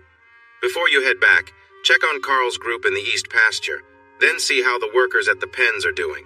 It'll take us a little while to get started, so there's no rush. Janice smiled at him. Don't think we don't notice the friendly attention. I've missed the guys around here. Even when they're staring, they're kind. Jack could see April watching him from the corner of his eye as he listened to his sister. She always liked seeing him on horseback, dressed like a cowboy, so he kept his horse steady, even though she wanted to chase after the other horses that were getting farther away. She tossed her head and pranced, but he held firm, showing her he was in control. He noticed April blush and turned to her. What about you? Are you enjoying serving the friendly cowboys? Her blush deepened as she looked at Janice and said, I agree with Janice. The men here are all gentlemen. I like helping them stay hydrated, but we've stayed here long enough. We should catch up with the herd. He nodded and let his horse run fast. She took off like a galloping horse with him sitting comfortably in the saddle. Wow, that guy looks great on a horse, doesn't he? Janice teased her friend, who was watching Jack ride away. Stop it! We have a job to do. Janice laughed at her and they got back into the truck. They drove north toward the SAM site where more grateful men were waiting. Carl and some of the workers turned at the fork in the road and rode toward the East Pasture. Meanwhile, Jack and the rest herded the cattle toward the working pens. Janice and April found many thirsty, hungry animals at the outposts, which slowed them down. Perhaps the animals needed more water and food than expected, or maybe the men just liked to chat with the beverage girls who also enjoyed the company. Jack was not thinking about being attacked, so he didn't notice when Red and Wayne took off and made a move toward a helicopter flying about 500 feet above the ranch. But Captain Cross did. Through their earpieces, everyone on duty learned of the possible threat from the helicopter and how the group chose to avoid the restricted airspace over the ranch. Nothing major seemed to happen, but the group learned a little more about the defenses they might encounter if they tried to approach the ranch. By 5, the market calves had been turned into steers and were in the shipping pen with the cows that could not have more calves, along with some heifers and an older bull that did not pass the fertility test Dr. Huff performed earlier in the month. The heifers were tagged and marked with Jack's unique JA brand. The new Charolais bull Jack bought from Mr. Cox was also marked. He was loud and active, but gentle enough not to start fights with the other bulls. Fresh round bales were moved into the southeast and northwest pastures that had rested during the spring, and the 2 herds were being led to them. 2 bulls were assigned to each pasture for a 60-day breeding period for the spring calves. The gates to the north and east pastures were closed to help the land recover from grazing, while the heifers would replace the bulls in the southwest quarter section. They would be bred next year by a different bull. Everyone involved in the roundup and work had gone to clean up and change for the meal and gathering, except Jack. Jack was enjoying a drink from a red Solo cup after tapping the first keg, looking out over his land. He felt a satisfied kind of tired. The roundup and work were done, the crops were either stored or on the way to market, and the cattle truck was ready at the loading area. The driver and helper were guiding the cattle into the truck and would be on their way to market soon. While the sales might not increase his wealth much, he felt good about what they had achieved. Jack was a hard-working man, which suited his job as a farmer perfectly. He took pride in earning an honest living. As he turned and noticed dust rising from the road leading from town, he realized he needed to hurry. Guests were arriving, and he wanted to say a few words of thanks before the meal. Just then, he saw April and Janice coming out of the kitchen. They looked at him with disapproval, noticing how dirty he was, and said, "We'll make sure everything's ready and greet your early guests. You need to hurry." Jack quickly changed into clean, pressed jeans, a polo shirt, and his boots. In less than 20 minutes, he was ready. He felt fresh and confident, especially in his yellow shirt since several women complimented him. While chatting with the Garcia girls, he noticed April watching him, though she looked more annoyed than impressed. Oh well. He had left the barbecue cooking to Carl and Jose and was surprised when they added pork from wild hogs to the menu. Jose had prepared ribs and shredded the hams, serving it all with a spicy sauce that made everyone's nose tingle and eyes water. It was a big hit, and people used plenty of napkins to clean themselves. The schedule for the workers was adjusted slightly. Those starting their shift ate at 6 and began their duties at 6:45. The workers finishing their shifts could eat right after arriving and enjoyed a drink afterward. The helicopter and drone pilots followed the same plan, but Alfred and Charlie chose to eat with the second shift since Mule was covering their earlier duties. The Garcia family provided amazing homemade tortillas, salads, vegetables, and fruits that paired perfectly with the pit-cooked meats. Their friendly and charming attitude kept a crowd around them, with some guests chatting and enjoying the company of the lovely attendants. At 8 o'clock, a local band started playing a mix of Tejano and country music, getting everyone out on the dance floor. Popular songs like Si Me Duele Que Duela got the crowd moving, but it took more upbeat songs to encourage the other guests to join in. As the night went on, the music blended traditional sounds with modern pop and rock, making Jack want to keep the good times rolling. Meanwhile, the young people, single ladies and some attached ladies were dancing to every song. The band leader, Flaco Ruiz, noticed Jack drinking and smiled. He addressed the crowd, saying, "Our host may be in his 20s, but he has an old spirit. If he's ready to come out and dance, we'll play some of his favorite music. He's hiding by the kegs, let's get him out here." There was a lot of cheering, but Cheetah took action. She sprinted over, took his drink, placed it on a table, and pulled him toward the dance floor. When they got there, Chan sang a 5-minute version of a song, followed by another, and then another. Cheetah danced with him first, Scylla took him for the second song, and then the beautiful daughter of the high school principal joined in. Jack didn't know who she was, but she was certainly attractive and a great dancer. As he twirled and spun, Jack noticed the other dancers and onlookers. April occasionally caught his eye, always dancing with someone else.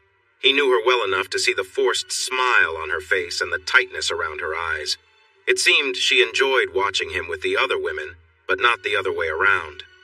The song Trouble fit perfectly with Trisha, who held on to Jack for a second song. Jack was ultimately saved by her father, who pulled her away for another tune. The song with a thoughtful message made Jack look for April, who met his gaze while keeping a serious expression. Both of them were likely wondering if that song about lost chances resonated with their own situation. April finished her dance near Jack, and just as Rock in a Hard Place started, she released her partner and stepped toward Jack, who had extended his hand. She hesitated, he smiled, and she cautiously took his hand. They maintained a bit of space as the music played, and Jack looked into her eyes while the heartfelt lyrics filled the air. The song perfectly described their feelings. They had been missing chances together. Things weren't broken, but they needed some fixing. It had been a while since their kiss felt the same. They discussed forever while being together, but they found themselves in between a tough choice. Tears fell on her cheeks when he walked away. That was when things got complicated for him. Now he felt drained, wondering what it was all for. Would this be a moment to heal or to break apart? Caught between choices. For the record, it's tough. Giving up can take some effort. So I'd prefer to wait for better times together. As they danced, Jack's tense posture and steady gaze caught the eyes of those watching. They also noticed the expression on April's face change from worry to distress. When the next chorus began, Jack said something to April and pulled her closer. She tensed for a moment, but then relaxed. He held her close. Her forehead dropped onto his chest and her eyes shut. Jack quietly sang the last words of the song softly into her ear. "Is this where it gets better or worse? How much longer can we last?" Flaco, watching closely, replayed the beginning on his guitar, giving them a chance to step back, embrace, share a kiss, or just take a moment without the silence being too heavy. Everyone in the shed was focused on them, knowing that their marriage was struggling. People held their breaths, waiting to see if they were trying to fix things, or if this was the end. With the last note played, Jack let go of her hand, turned, and gently guided April back to the chairs they had left for the dance floor. He pulled her chair out, helped her sit down, leaned over and thanked her for the dance. She didn't reply but looked up at him. Her unease was clear, as was the silent question in her eyes. He smiled and took a seat behind her. She faced the table, glancing sideways at him.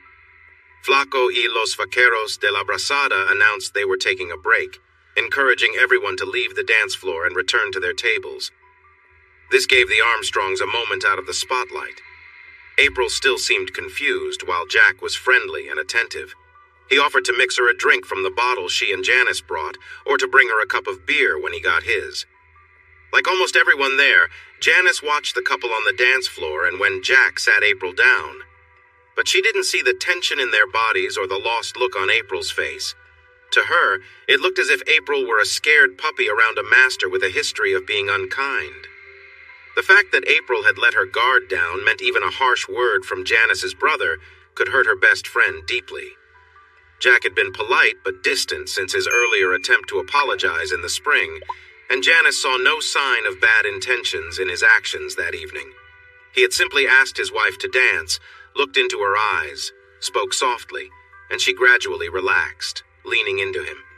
Even now, sitting alone at a table in the middle of the busy scene, Jack seemed cheerful and calm. He did not look like the same person who had faced and defeated them a few months earlier. Janice held on to Lieutenant Dan's arm a bit tighter. "Let's head to our table. I would like a drink and to chat." "I get it," he replied softly. "I'm keeping an eye on them, too. I've never seen April look so unsure, scared, vulnerable. Is she worried about your brother?" "Only that he might hurt her feelings again, but that's a long story for another time. Let's join her and him if he comes back and try to enjoy this lovely night." April had a drink in front of her that she hadn't touched. She had opened her purse and was looking in a mirror when Dan and Janice said hello. She immediately stood up, looked at Janice, and asked her to go with her to the restroom. Dan said he would make Janice a drink, grab a beer, and meet them back here. Jack noticed them leave and watched as Dan walked toward the keg, where he was next in line. He got 2 beers and gave one to the lieutenant, who thanked him and headed back to the table with him. "So you and my sister, huh?" Jack asked with a mix of teasing and protectiveness. Then he wondered why he still felt protective. She was an adult now, with a past that was probably more complicated than Dan Wilkins's. It wasn't like he would take anything away from her. "Honestly, right now we're just friends," Dan answered. "I wish it could be more, but she keeps me at a distance." "Have you talked about what happened in the last few years?" Jack asked. "No, but I know her story well enough. It was all over the news for a long time, and the captain explained that what they know puts them in a lot of danger. If she thinks I would judge her for being misled and used by those people, then she doesn't understand me very well. I can't imagine anyone would blame her for what happened to her. To me, that's like a long time ago when people wrongfully blamed women and children who were taken from their homes. I mean, Native Americans. What happened was not their fault, they were victims. Victims have to do what they can to survive, and I say that from experience. In Afghanistan in 2019, for over 3 months, I faced so much hardship. I was hurt, cursed at, kicked when I was down, insulted, and treated poorly. I wasn't harmed in ways others were, but I couldn't have defended myself if I had needed to. I was too weak and broken. I can't imagine how strong those two had to be to make it through all they did. After a month, I just wanted to give up." Jack looked at the ground for a moment, then said softly, "Well, wow." "What's wrong, Jack? Did I say something off?" Dan asked, sounding concerned. "Off? No, not really," Jack replied. "No, but you shared ideas I hadn't thought about, and I feel embarrassed I didn't. Anyway, you two should have that conversation. Don't blame her if she's worried about people being harsh about those past 2 years. At least one person has been, so I bet she's a bit guarded about getting close to someone without knowing how they feel about her experience." Dan replied, "I'm going to ask her tonight. I'll let you know if she says no." As they walked back to the table, one of Jack's old friends from high school came over and started talking to them. The women weren't back yet, so they chatted about light topics, their good old days, how great Flacco's band was, and how much they enjoyed the meal. April and Janice exited the restroom and walked toward the table, so Jack tried to wrap up the conversation, but Billy Bob put his hand on Jack's arm, leaned in, and said, "Can we talk here, or do we need to step outside? I have a couple of important things to share." Jack looked around and noticed no one was paying attention, so he said, "It's up to you. How sensitive is it?" "I'll keep it friendly and casual like I have been. You do the same. It's important. Dan, can you take April's drink to the table? I'll join you in a minute, but please apologize for me." Dan took the drink and went to the table while the old friends continued their chat. "I'm still working as a welder for EOG. Last month, 3 of us were on the new pipeline near your neighbor's place. It was just after 2 a.m. and we were taking a break. We heard and later saw a convoy of shipping containers moving down the road to your place, which got us speculating as men do. Juan Flores and I thought it might be for feed storage, maybe to keep the rats out. But Ray kept coming up with wild ideas about them being related to all the army things at your place and over at the Franklin Ranch just across the county line. When we finished at dawn, Ray asked Juan if he thought your new neighbors across the river would be interested. Apparently, they've been paying for information about you and what's happening at your ranch. Ray isn't here, but you might want to catch up with him about that. It's the first I've heard of it. The other thing is, those same guys have had a few convoys of their own late at night. I saw them myself when I was checking lines on the river a few weeks ago. I was in my kayak, so no one noticed me. But they were using a forklift to move boxes that looked a lot like the shipping crates we used in the Army, plus a few bigger ones. Whatever it was, it all went into that large barn Arnie built just before he passed. I don't know if any of it matters, but I thought you should know, my friend. Jack thanked him sincerely and headed back to the table. All 3 welcomed him with smiles, though April's seemed a bit forced. At that moment, he decided it was time to be loquacious Jack, the entertainer and storyteller. April clearly felt nervous about the person she had been avoiding for a while.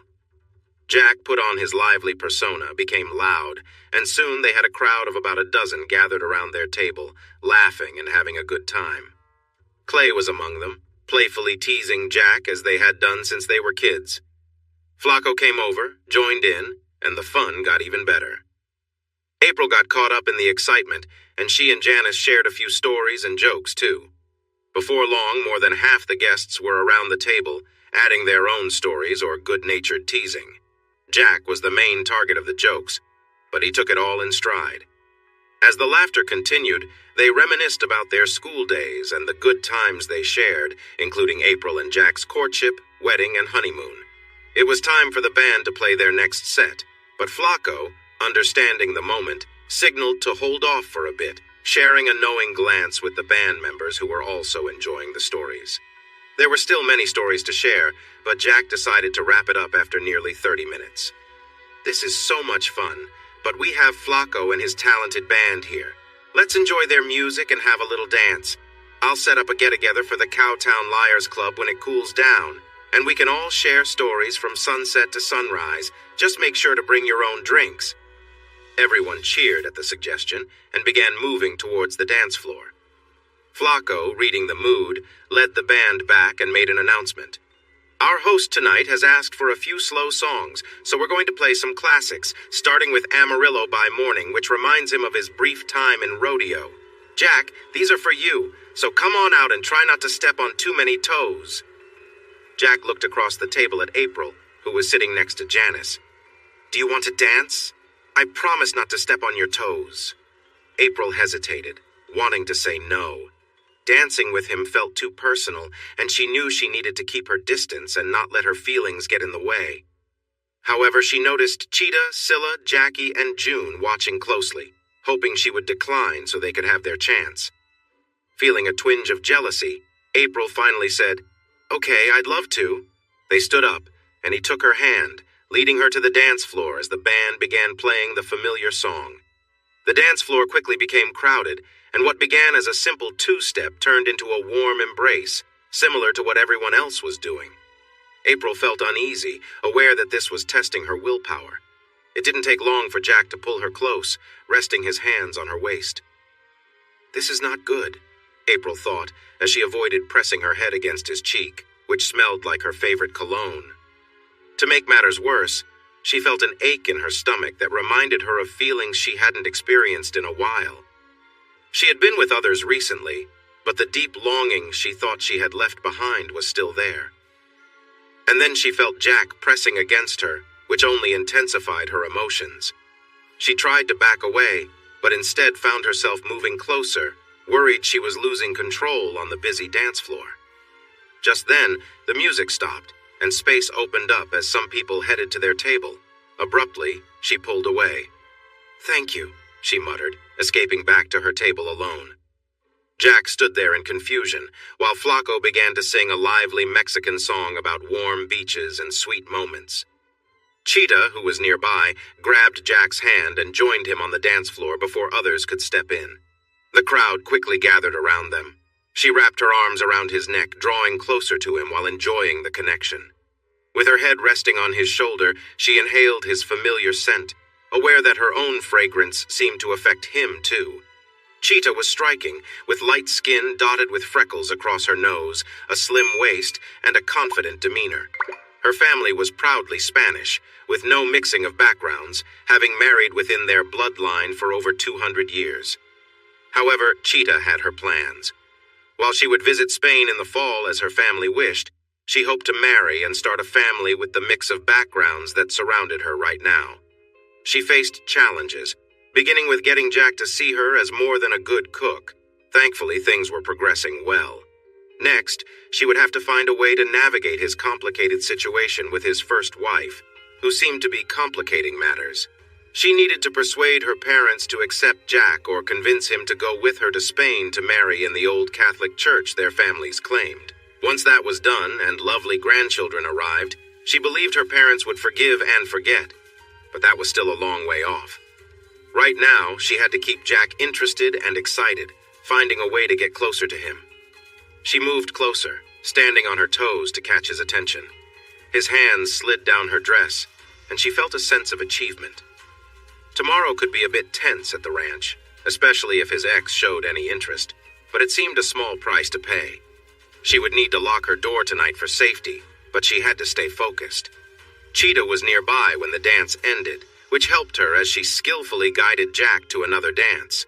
He wasn't completely under her influence yet, but he didn't suspect her intentions, making it easy for her to steer the situation. She made gentle sounds of enjoyment, feeling the excitement growing between them. She dreamed about a future with him, filled with love and children. April felt regret for turning down Jack, seeing him getting close to another woman on the dance floor. It was embarrassing, especially since it revealed that their marriage was struggling, and she knew others could see it too. Janice and Dan returned to their table for drinks. Dan noticed April's upset expression and followed her gaze to see the attractive man she was watching. His name was Floyd, and he invited April to dance. She agreed, and they danced for several songs until the style changed, and Floyd seemed unsure, preferring to return to the table to watch Cheetah show off her skills on the dance floor. Jealousy stirred within April, and she couldn't help but feel frustrated. She thought to herself, how could she let someone else take Jack's attention away, especially when she knew her worth? "Looks like you lose this time." April caught the eye of Pretty Boy, but her serious attitude and lack of interest made him pay more attention to the lively girl dancing nearby, who was happily showing off her beautiful legs. She was cheerful and seemed to be enjoying Jack's company. Jack was more attractive than her husband and was available, so it was clear that she would choose him if given the chance. And then, the opportunity arose. When the song finished, Jack thanked his partner and quickly returned to his table, leaving lovely Cheetah frustrated and by herself. Floyd wasted no time and danced with Cheetah, moving to the upbeat tunes from Justo's accordion. April was feeling a bit colder now. Jack didn't mind and took a seat next to her, asking if she wanted a new drink. She hadn't even noticed her glass was empty since she was too focused on the lively dance floor and the feelings of jealousy. She nodded, so Jack hurried to the keg for a beer, grabbed some Sprite and ice for her glass, and quickly returned to the table. He mixed her drink and handed it to her. She took a sip, leaned back in her chair with her back turned to her husband, and didn't pay him any attention. She knew it was a little childish, but if he wanted her, he had to earn it. A voice in her head scolded her. "Are you really willing to push him away? Here he is refreshing your drink, choosing you over that younger girl, and you act like this? What's going on?" Staying confident, Jack placed his hand on her shoulder, leaned in close, and said, "This is the first time I've heard Flacco and his brush country cowboys. I can see why they're popular on the local country and Norteño charts. They do a great job with both styles, plus that fun Mexican fusion everyone loves." For the first time since being at the Liars Club, April found herself amused. "You do know you're just 28, right, Jack? To most people here, you're still young, and Cheetah certainly thinks you're a kid." Jack sensed the hint of jealousy in her voice and felt a little pleased. Still, he replied lightheartedly, "I mean the high school and college kids. I've been looking after my sister since I was 18 and managing a ranch and my businesses since I graduated 7 years ago, not to mention being married for those years. I don't see myself as young, and I bet others feel the same way. I'm almost your age, Jack. So are you saying I'm old? She asked, with a playful edge to her voice. Not at all. No one would mistake you for a skinny teenager. You look just as good as any college woman here, or anywhere. But still, you are just 25. Nice comeback, she said with a little laugh. Jack smiled as he heard the familiar tune. It felt like it had been ages since he last enjoyed music like this. As the next song started, he glanced at Flacco, who was beaming at him. He returned the smile and asked, April, do you remember this song? He wanted to share a moment with her. April turned around in surprise, ready to respond, but then she saw his inviting smile. He stood up and she joined him. Even though it wasn't the song they had chosen for their first dance as a married couple, it was the second song they loved from Texas State. Flacco and the band took their time with the introduction, allowing Jack and April to make it to the dance floor. They poured a little more feeling into the song than the original, and Jack's voice filled the air as he danced with April. Every morning when you come downstairs, hair's a mess, but I don't care. No makeup on and shining so bright, my old sweatshirt never fits so right. Dancing around to the radio, humming the words that you don't know, 'cause I'm finding an angel off my list. Thinking that it don't get no better than this.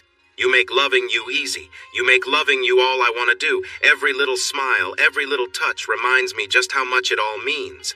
Loving you easy. April tried to keep her distance, feeling caught off guard by the moment. This isn't fair, she said playfully. He responded, All's fair in love and war, as he drew her closer. Is this you making love or making a point? She asked with a laugh. It's hard to tell the difference since I got back. The busy season is over. Everything is in place now. Give me 3 days and we'll sit down and talk things over. I know we've been in a bit of a standstill for a while, but you share some of that blame too. Can we call a truce for the next 3 days? She didn't answer right away, but her hair brushing against his face and the way she relaxed in his arms spoke volumes.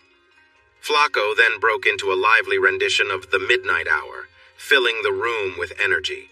He and the band were truly talented musicians. Jack, April, Clay, and Janice stood together near the parking area, warmly saying goodbye to each guest. In return, they received heartfelt hugs and thanks. Tomorrow would bring new challenges, but for tonight, Jack and April felt a sense of joy and connection with their community. Though she never said it aloud, April accepted the truce. She was warm and friendly, just like she was with the others at breakfast. Most of the day, however, Jack was occupied in the basement, watching videos they had gathered from different sources. The raw footage was quite different from the edited versions they had found earlier. By late afternoon, everything he thought he knew felt shattered. He had spent almost 9 hours reviewing the recordings, but now he faced a fresh question. How did they manage to last that long? He wasn't sure he could have done the same. To start, Janice didn't bring April in willingly. Worried about her sister-in-law's safety, Janice avoided acknowledging April until they could meet alone in a safe, quiet place. She picked the location carefully and told April to take a taxi toward the Beltway, waiting for further directions. The instructions led April to a restaurant, Hank's Waterfront Oyster Bar. Once there, she scanned the room and quickly spotted Janice sitting at a booth by the window. They greeted each other with tears of happiness, took their seats, and began chatting. A server came to take their order, and the friends continued to catch up. But soon April asked Janice why she had stopped reaching out. Janice suddenly tensed up, and the mood shifted. She started to cry and begged to avoid that discussion. When their meals and tea arrived, April suggested they wait to talk about it until after they ate. They resumed their conversation about home and Jack while enjoying crab cakes and stuffed flounder, but the atmosphere changed during the meal. Jack noticed that they seemed a bit off, despite only eating seafood and drinking iced tea. The situation took a turn when a woman from Jack's past showed up, taking a seat nearby and introducing herself to April. Janice was furious at her presence and exclaimed, "You promised I would have this time." "I lied," Christina shot back. "The king is interested in your lovely sister-in-law, so she will join you tonight." April looked between them, seemingly at a loss for words. Janice tried to stand but couldn't, and when she attempted to confront Christina, she was similarly unsuccessful. Suddenly, 4 large men arrived, helping both April and Janice to their feet and leading them outside to a waiting car. They were hardly aware as the ride began. Jack reflected on how many people would have tried to help if this had happened to someone in his town, shocked by how indifferent city folks could be. Watching everything unfold was proof of the far reach of the King's organization. There had to be cameras in April's apartment, the taxi that picked her up, the restaurant, and the car that drove them away. The cameras in the cafe showed the server who spiked their tea getting paid $1,000 for doing it by a person they called the bitch. She later bragged about it to Janice. Jack had been impressed by what he learned about Daniel King, but now he understood why people admired him so much. His influence was everywhere. This job was not going to be as easy as he had thought. Even though he prepared himself for what he might see, having watched other recordings, this was much worse. It wasn't just the inappropriate content, it was the behind-the-scenes talk about his wife and sister as if they were toys. April was being treated terribly, kept scared and under the influence, used by others in a way that left her feeling completely helpless. The scenes he saw were upsetting, but it was the other details that made it hard for Jack to watch. Now that he understood more, he wished he had taken stronger action against those who hurt them. They seemed to take pleasure in breaking their spirits and mistreating them. He should have faced them with the same strength. There were still 129 more hours of footage to go through from the compilation Alfred and Charlie made for him. They told him the raw recordings they had gathered were many thousands of hours long if he wished to watch them. These recordings showed a year of April's captivity, 2 years of Janice's, and who knows how many lives of other women in similar situations. It seemed they filmed almost every moment of these women's lives, even their breaks and private talks. Jack decided not to take that offer and asked them to organize the compilation so he could choose what to watch from the 12 10-hour days he hadn't seen. They laughed and admitted they hadn't seen it all either. They used AI to find and save parts based on certain searches, and then skimmed through it to check if it was relevant and in order. They then showed him how to access the hidden index and mentioned that the segments marked in red were recommended for a closer look. Jack turned to leave but paused to ask, "Did you two pick segments that show less harsh treatment for the girls?" "The feeling I got from your compilation is different from what I got watching the recordings on the Senator's servers. It feels like some footage was added to explain their actions." Alfred shook his head. "Boss, you should watch their journal next. Then you'll understand. Watch that, and then you can check out the other 130 hours we put together, or the thousands of hours of raw recordings from different sources if you want to. To answer your question, if anything friendly happened to the videos, you can blame Alice. Maybe she felt sorry and changed the video and audio, but we didn't tell her to do anything like that, so I'm pretty sure she didn't. Croc and I only talked about the date and time so the mashup would be in order, not mixed up based on the source." "Alice is the AI?" "Yes," Croc said.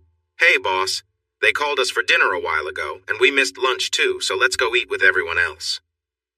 The three were surprised but happy to see the table ready and the group waiting for them. They were invited to grab a plate and start the taco, burrito, and enchilada buffet.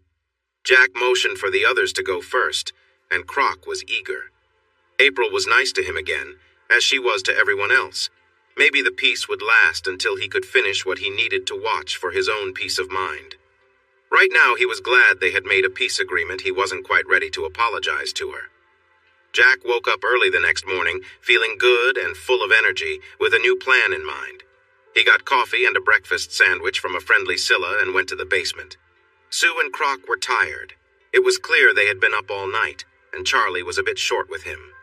"We have the journal loaded. It's only 2 hours long, so watch that and then come back in here. On the way back, clear your mind. Things are happening, but you have time to watch the journal before you're needed. See you at 9:20 on the dot." He returned at 9:17, but he was still confused. He wished he had listened to his friends and heard their stories after that first encounter. It was hard to understand how either of them could still be near him. No one that wrong and hurtful should be forgiven. He wished he could bring back the 3 senators, and the person he felt had betrayed him, along with a few others who had caused trouble. He had never tried anything extreme, and while he wasn't sure how to go about it, he wanted to imagine a scenario before moving on to more serious matters. Captain Cross helped clear Jack's mind quickly as he, along with Sue, Croc, and Mule, shared what they learned from various sources. The group included Carl, Janice, April, Renee, Elias, and Ranger Allen, who were all representatives of both manned and unmanned aircraft. They also had squadron leaders for different duties, both on-site and off-site. Jack listened carefully as plans were made. He didn't see any problems, even though he knew little about military strategy, and this was certainly a military plan. A conflict was about to start that would be much bigger than the small issue with the New Jersey Mafia, which felt like a simple family fight. The main focus was on the new neighbors across the river, who seemed well prepared based on what was seen from the air. There were also reports coming from other areas. The news from the county to the east seemed harmless, but it worried Jack. He turned to Carl, who frowned and shook his head. "Excuse me, have you talked to the Franklins about this, Major? They are very private and do not usually have guests. As far as I know, they only have visitors during the annual Turkey Creek Arts and Crafts Fair near their old homestead by the creek, and only trucks meant for cattle should be there. We haven't spoken with them. We did send a drone over their ranch, but only saw 2 large trucks delivering animal feed and hay," the Major replied. "No," Carl insisted. "That shouldn't be happening. They have some of the best hay fields in South Texas. They produce their own feed in Beeville, and the mill delivers it to their barn. Those aren't regular feed sacks, and something seems off." "Get drones on it, and send scouts immediately," Captain Cross ordered.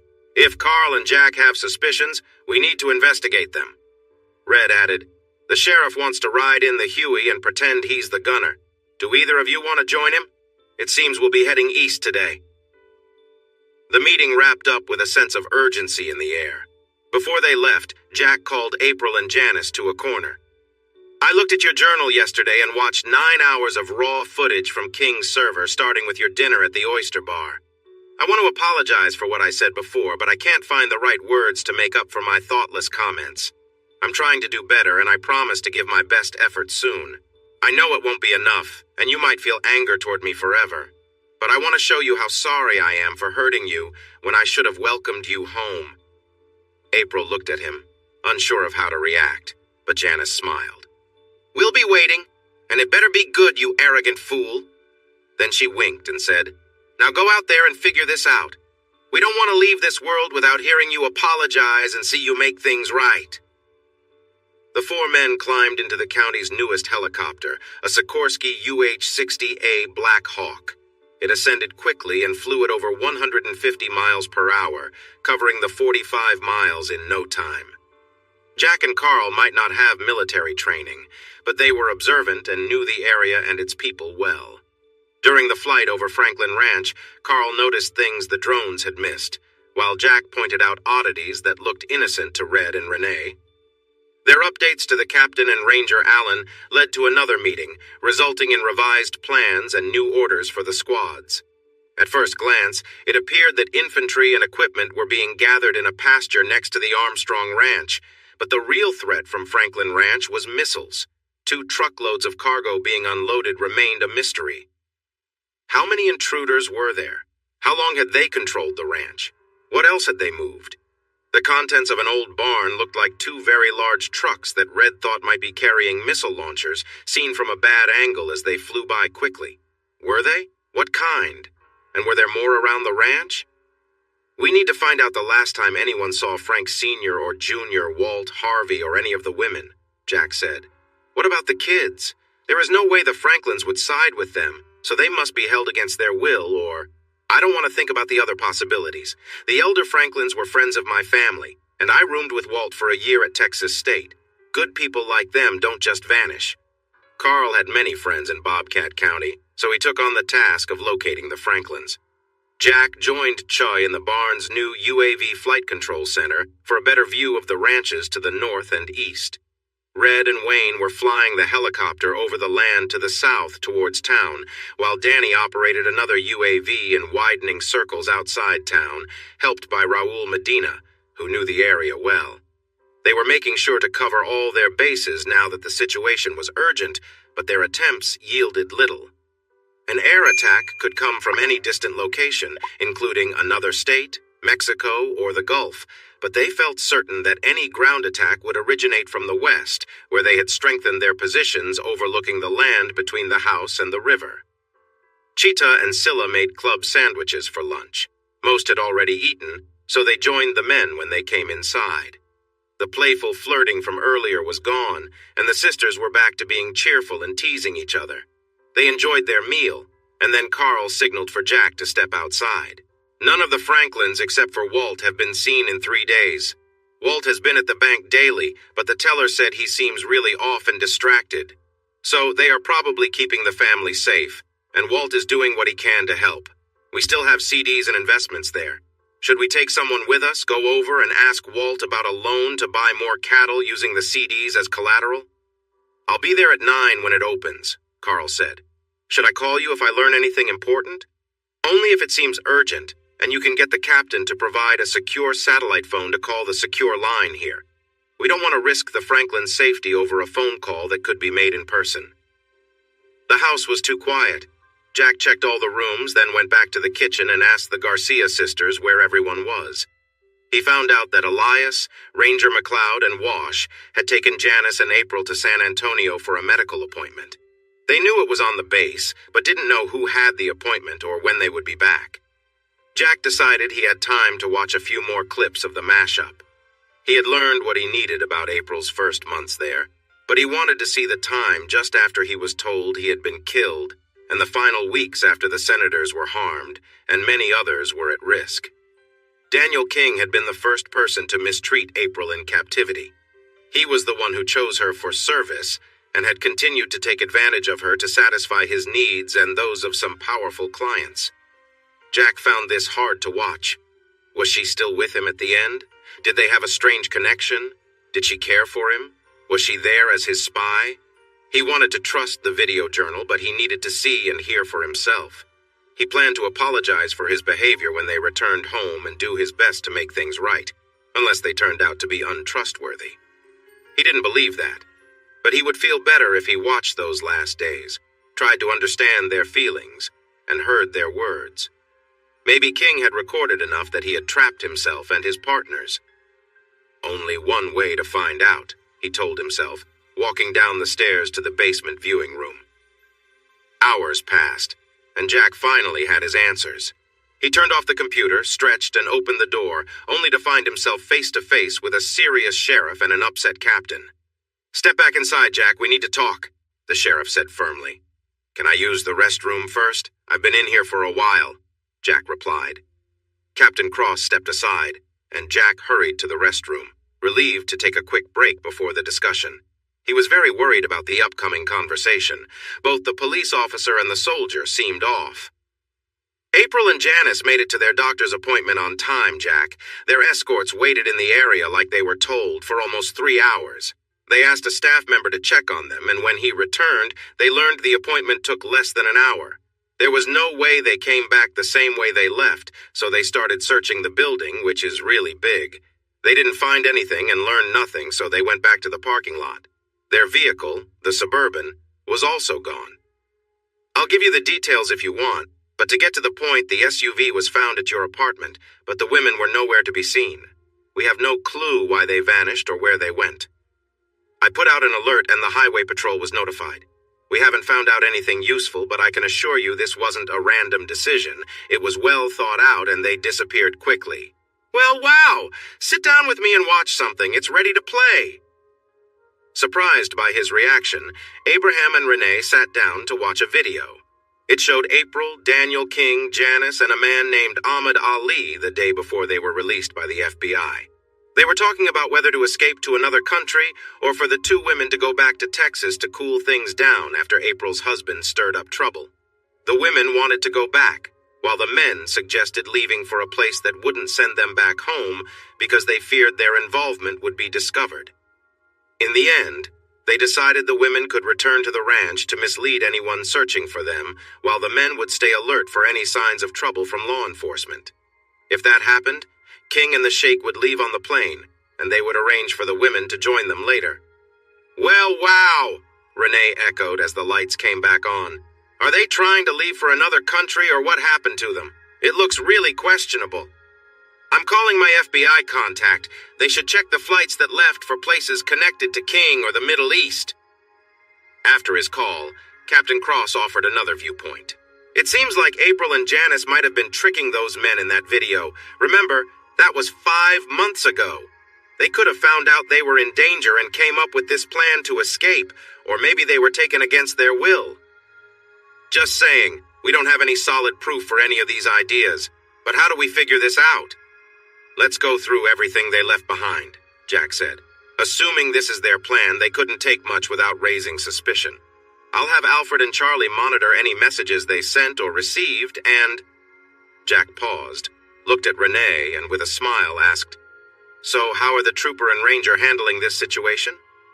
Not well at all, Renee replied, managing a small smile of his own. Elias was really upset, calling everyone names and saying they tricked him from the start. This isn't funny, but they're grown-ups who've made a choice I just don't get. And tell Elias I understand how he feels.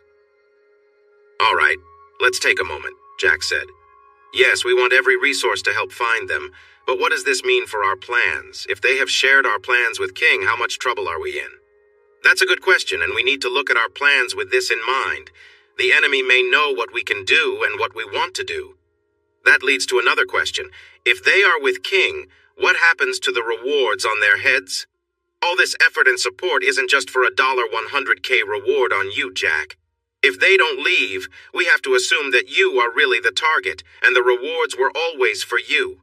Saying they are on the girls could have just been a distraction to keep us off their trail. And another important question is, how long do we wait? If we can't find anything here or online to help us understand their plans, do we just sit here and wait for something to happen, pull back, or go after them? These are very dangerous people. If they don't attack, do we just let them get away? Renee, how do you feel about that? No, Captain, but I doubt it will be my decision. Our state and federal support is for defense only, so they may require a good reason before we go after them. On the surface, we haven't seen them break any laws, so what do we do? I fear this is beyond my office, but I might have to make a decision because, while we don't want to do anything that could help them legally, we also don't want them roaming around Cow County, Jack interrupted. Maybe we don't have a lot on the group across the river, although I think a judge in Laredo would issue a search warrant based on what we have. But if they are holding the Franklins against their will, and I believe they are, they have broken state and federal laws. Can we find out quickly while staying ready here? Wait, I have 2 more important questions. Knowing what we know about Daniel King, do we let him and his supporters get away? Or do we report this to the FBI, show them his messages that seem like confessions, and tell them we believe he has taken April and Janice and is trying to leave the country? After all, we don't know if they left willingly. And the biggest question of the day, what do we do with their video journals? They provide names, dates, places, and first-hand accounts that are supported by the videos we have. They also mention banks and accounts where illegal money is stored. If we share this information with everyone they mentioned, won't that risk them getting hurt?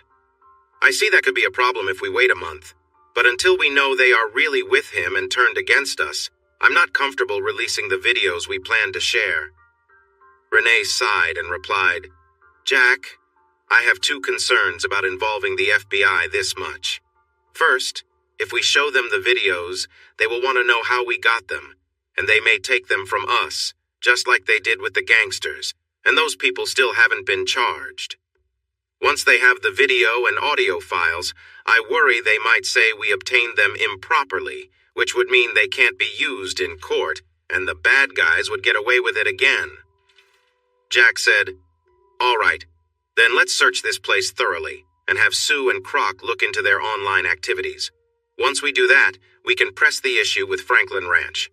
Neither the federal nor the state authorities can ignore foreign individuals taking American citizens and property and launching illegal actions against other Americans. Can they? I really hope not, Abraham Cross exclaimed. I know sometimes politics complicates things for law enforcement, but I believe the U.S. military would be very upset if they found out.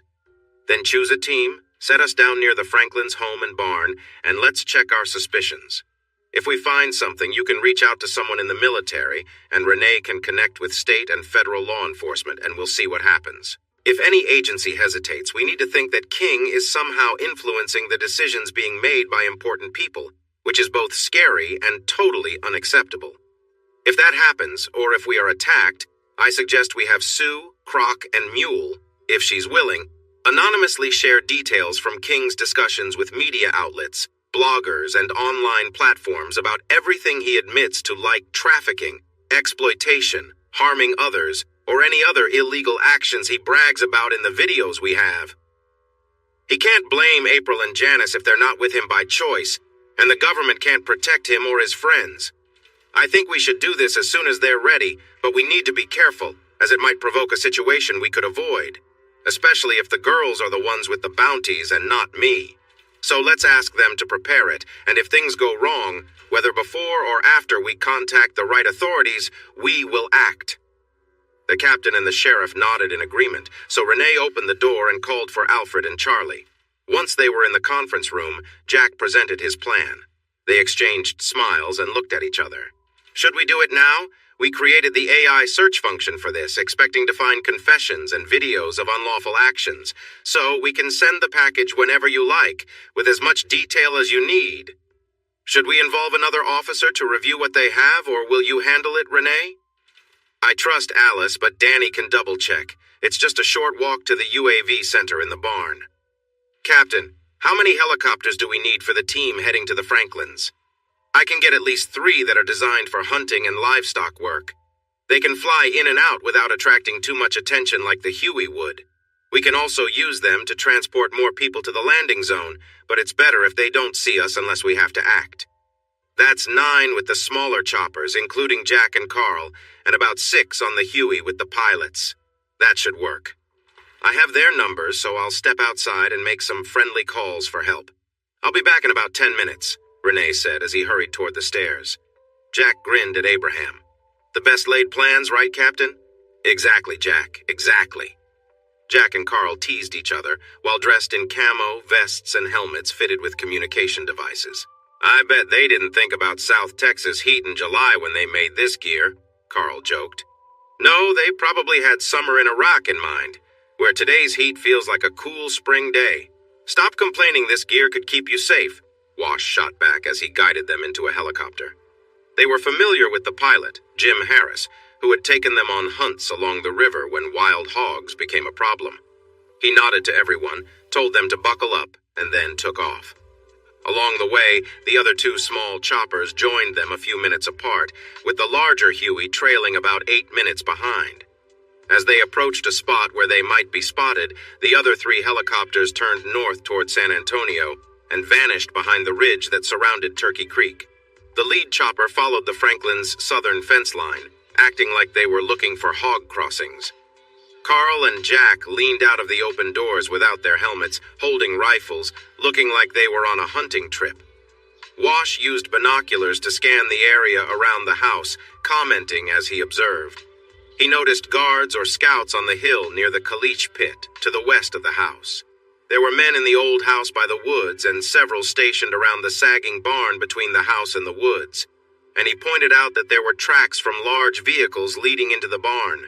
They were flying along the southern edge of the Rancho Viejo, which shared its border with the Franklin Ranch. When they reached the end of the Franklin Ranch, the helicopter turned left and followed the eastern fence line to the north. Carl and Jack continued to look for wild hogs and shared sightings with each other. Were they being careful? Did outside fighters know about hunting hogs from helicopters?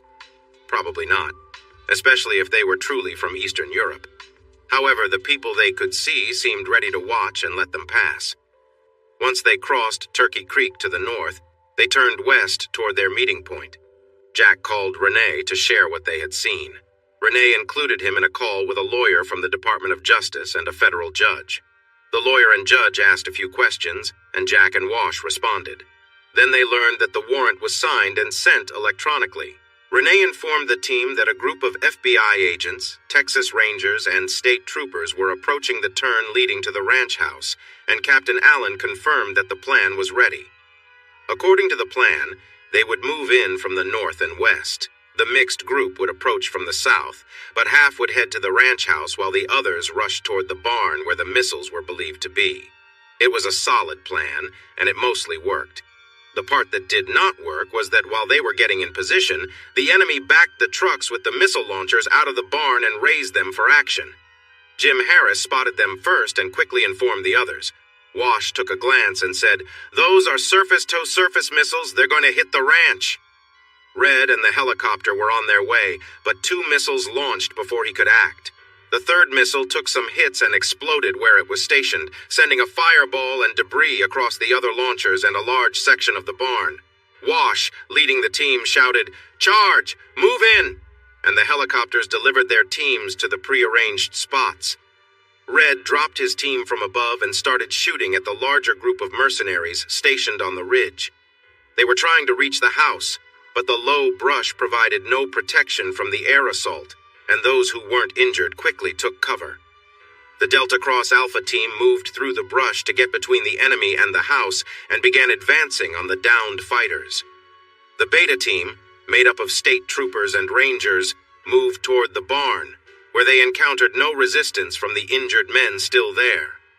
Charlie team, which included Wash, Carl, and Jack, met Ranger Bill White near the cattle pens, and they carefully made their way toward the house, moving along the drainage ditch beside the road. They, along with all the members of Beta Team except the one watching over the injured men, surrounded the house at the back and front doors.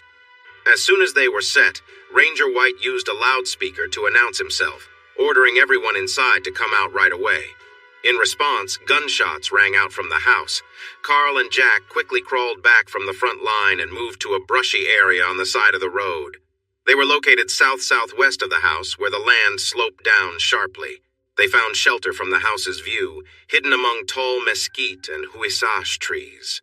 Jack discovered a concealed door behind a large black brush, and they began to work on opening it.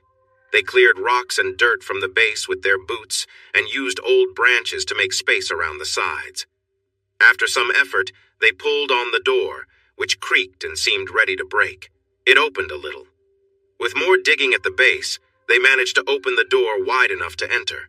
With their rifles strapped on their backs and tactical shotguns ready, they stepped into the old tunnel that had been around since the Cold War.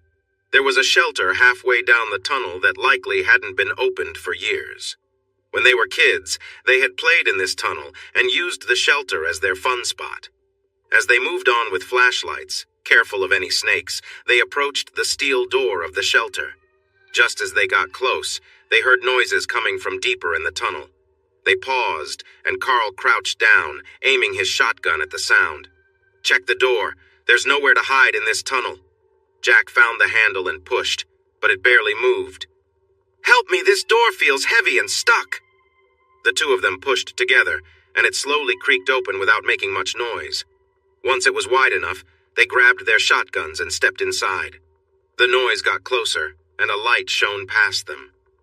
"We must be getting close, right?" a woman's voice asked. "I think so, but it's been years since I was down here," a man replied. "Mommy, I'm scared," a child's voice said softly.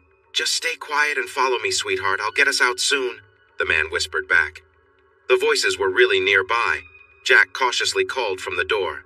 "Walt? Craig? It's Jack and Carl. We're in the shelter." "Oh no, you scared me. This is Walt. Craig's behind me. We have both families and Mom with us." "Then follow me out of here. Carl will lead the way. We both have shotguns." They stepped outside and found the families huddled in the drainage ditch below the door when Carl heard several pairs of boots running in the tunnel. Jack handed his rifle to Craig and told him to lead their families down the ditch to the east. Other team members were working at the house. "Are there any other family members or friends inside?" he asked. Craig shook his head and quickly walked away to guide the families. Jack and Carl lay side by side at the entrance, shotguns ready, with Carl's rifle between them. They saw figures approaching. "Wait until you can see their eyes," Jack whispered. "I'm ready when you are," Carl replied. They opened fire, and the sound echoed in the tunnel. Afterward, they waited a moment, then backed out and closed the door before hurrying to join the Franklins. When they reached the front of the house, it was quiet. They peeked through the trees and saw men lying in the yard. 2 rangers and some troopers stood nearby, while men from Delta Cross gathered, listening to a call. The noise from the Armstrongs and Franklins coming up the road caught everyone's attention, and Wash shouted for them to come over. The attack on the ranch started when the missiles were launched. Our missiles didn't reach Cow County, they were shot down, but we know the house has been hit multiple times and the fighting is intense. If things are calm here, we need to head back to help. Red has already gone. Ranger White, can you handle it? We need to get back to the ranch, Jack called out. Go. We have it under control and help will arrive in 5 minutes.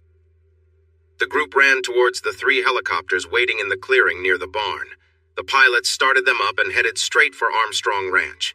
About 6 miles out, Captain Cross directed them to the hayfield and instructed them to approach the enemy positions from the northwest. Jack and Carl weren't professional soldiers, but they were fit and skilled with their rifles. After an 8-minute sprint, Wash slowed their pace and gave orders. Carl and Jack would act as snipers from behind the large mesquite trees on the hill northwest of the house. Wash planned to move closer to the house to guard the tunnel that came from the basement and to fire at anyone trying to attack. They quickly got in position and took a look around. Wow! Carl exclaimed at the sight of the damaged house. It's just a house, Jack said. It can be rebuilt.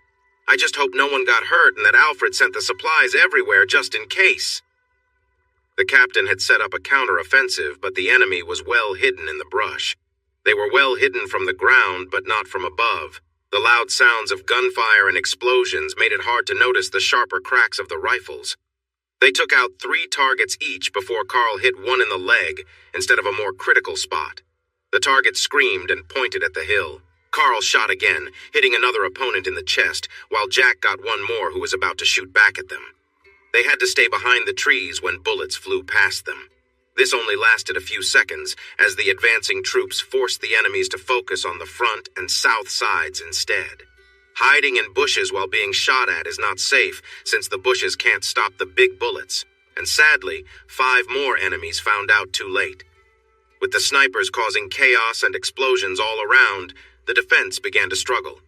Then the warthogs appeared, bringing with them a chilling sound from their cannons that frightened everyone nearby, including Jack and Carl, who suddenly felt very small behind the trees. They were scared, and the enemy troops were even more terrified. The few survivors from the first attack fled toward the river. Jack and Carl fired until they needed to reload, stopping only when they saw the enemies were over the river and out of reach. Jack remembered an old song about a battle that turned into a wild chase. Unfortunately for the enemies, the Gulf of Mexico was far away, and many law enforcement officers were waiting at the ranch from which the attack had started.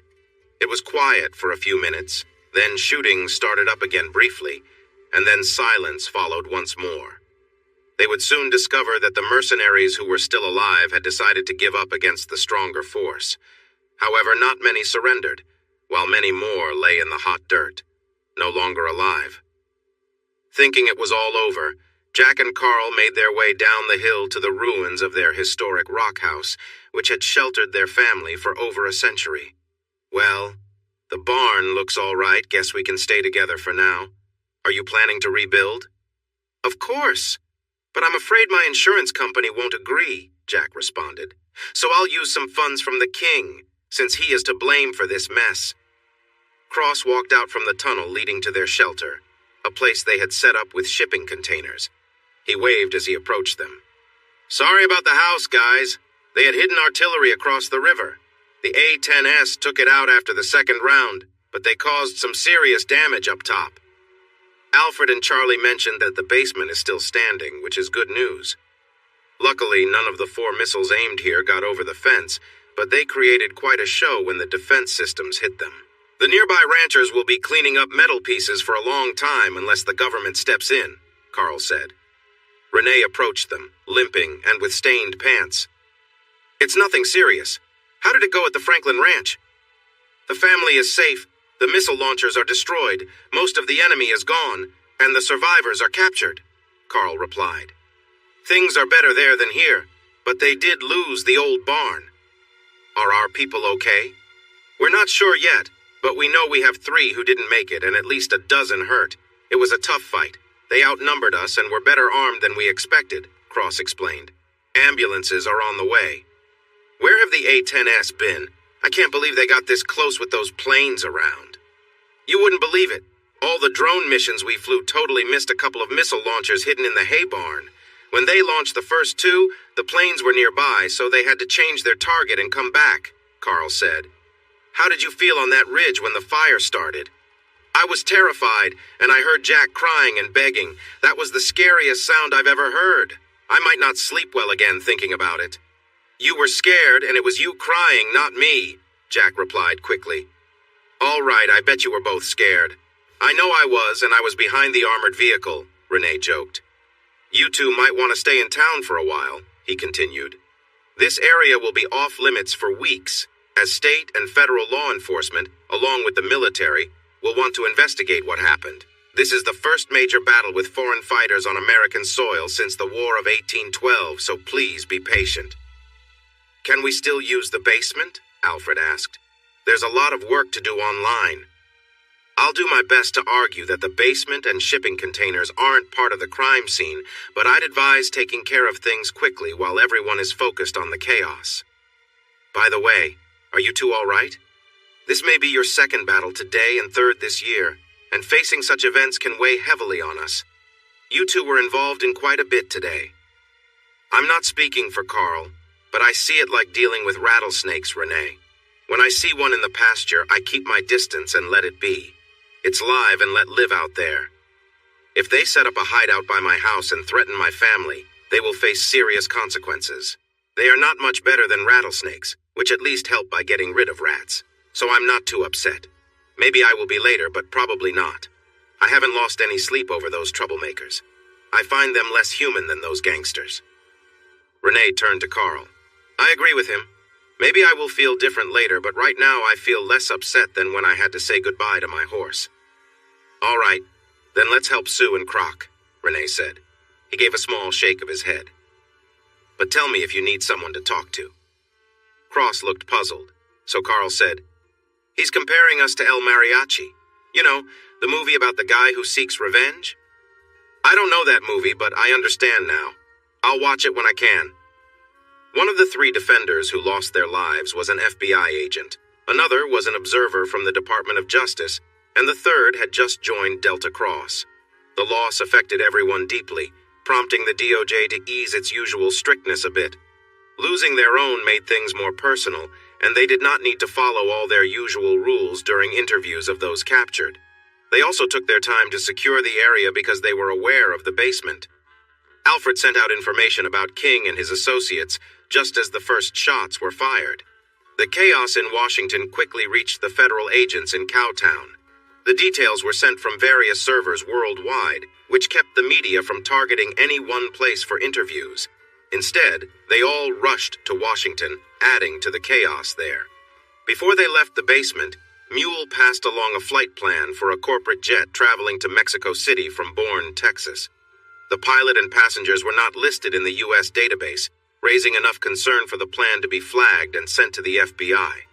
Mule caught it and shared it with her partners on the ranch. There are 2 women and 3 men, including the pilot. Do we have any information about the plane? Renee asked.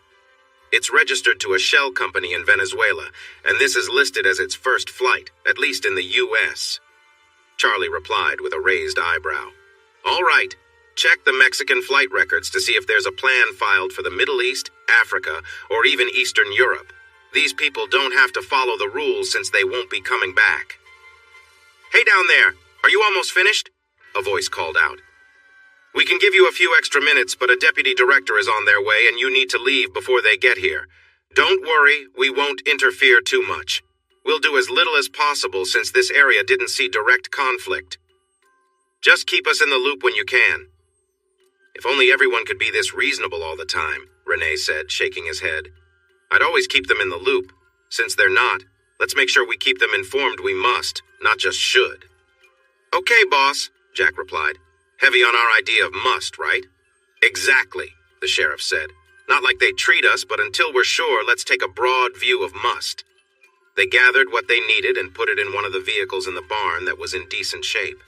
Thankfully, it was Carl's truck, so there was room in the covered bed for servers, laptops, monitors, and a cart with files that no one else needed to see. Alfred looked sad. I almost activated the burn switch when we left, but I can do it remotely if they send a strong enough team. I hope they don't, though that is my creation, and I really like it. Well, my friend, my favorite spot is in ruins above it, so I'll say what I told Carl. It's just a building we can always rebuild. Plus, once we know no one is following us, we're heading to Happy Place too. Really? Oh, that sounds great. I could use some fresh air and seafood, Carl said enthusiastically. You guys need to drop me off in town then. I have a mountain of reports and a ton of interviews to get through. I don't know where you've been, but remember, they have resources, so expect them to come looking. They better hurry, or we'll be at Happy Place 3. Renee laughed, but warned, You might want to talk to them, Jack. You don't want them finding all your favorite places. Tomorrow afternoon is fine, but not today, tonight, or in the morning. We have things to do. A little over 2 hours after dropping the sheriff in town, they were at a table full of seafood at King's Inn on Baffin Bay. After an hour and 2 beers, Carl, Jack, and Abraham were sitting on the back deck of Happy Place 2, near the rocks on Baffin Bay, having a discussion. Charlie was inside looking into some tricky parts of the web, and Alfred was checking some important records. Alfred found something first. Hey, everyone, you need to see this. Me too, Charlie called from the secure room. They joined Alfred in the secure office. Look at these security tapes from the Mexico City airport. 4 people moving from a business hangar to an SUV. The image is a bit blurry, but isn't that Janice in front? There's a woman with the man I think is Daniel King, but I can't see her clearly. They watched as Alfred rewound the tape, then Jack spoke up. That's Janice. I recognize her walk and that dress. I think that's April, but I'm not sure. If that's Janice in front, then that must be April with King. I don't see anyone pointing weapons at them, Cross said, so they probably aren't being forced to stay. Oh, they aren't, or if they are, they have internet access, Charlie called. All 3 of you come here. This just came up, it answers one question and raises many more. We saw what you shared. They're going wild. Don't share our journal until tomorrow after lunch. You're right. They have internet access and are there willingly. But why ask us to share the journals? When King and the Sheik of Araby see those, April and Janice could be in trouble. That message raises other questions, but the biggest one is, what are they planning? None of this makes sense, Cross complained. I agree it makes no sense, so let's focus on what we do know, Jack suggested. What's the global reaction to the King of K Street being revealed? How are the royal families responding? How many divorces are happening, and how many people have been arrested? I wanted to wait a bit before asking, but it's time. Sue, check the websites again while I update everyone, Charlie said. Okay, as of 90 minutes ago, no divorces yet, it's too soon. The 3 royal families and the 2 prime ministers have no comment at this time, and there haven't been any arrests. But cases have been opened in New York, New Jersey, Pennsylvania, Maryland, Virginia, California, and Washington, D.C. We expect Florida and Texas to follow, but King has been a big supporter of campaigns in those states, so it's uncertain. At the request of the DOJ, the president has appointed a special investigator to lead the inquiry, citing concerns about sensitive information and serious corruption. Worldwide, things are chaotic. I won't go into the gossip magazines or the online news sites, but this time it's hard to track the differences between them and regular news outlets.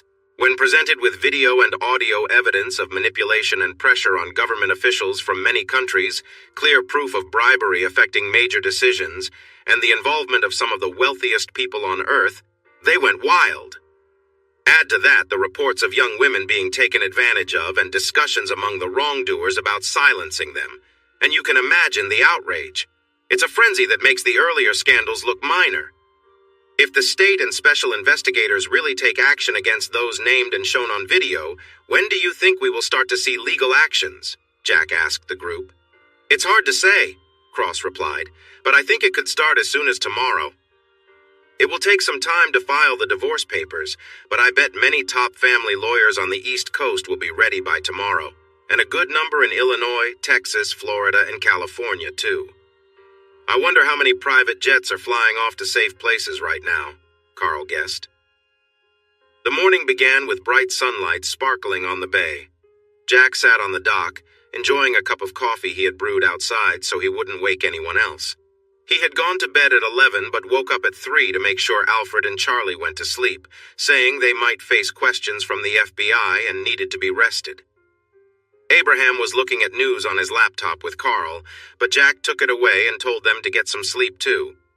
It was past 7, but he wanted them to rest until at least 9, so he placed all their phones on a table in the shade. Jack's phone rang first. It was Renee. "What's up, Sheriff? That's quite a cheerful greeting for your situation. How much coffee have you had?" "Just 2 cups, but they are really strong. So, what's going on?"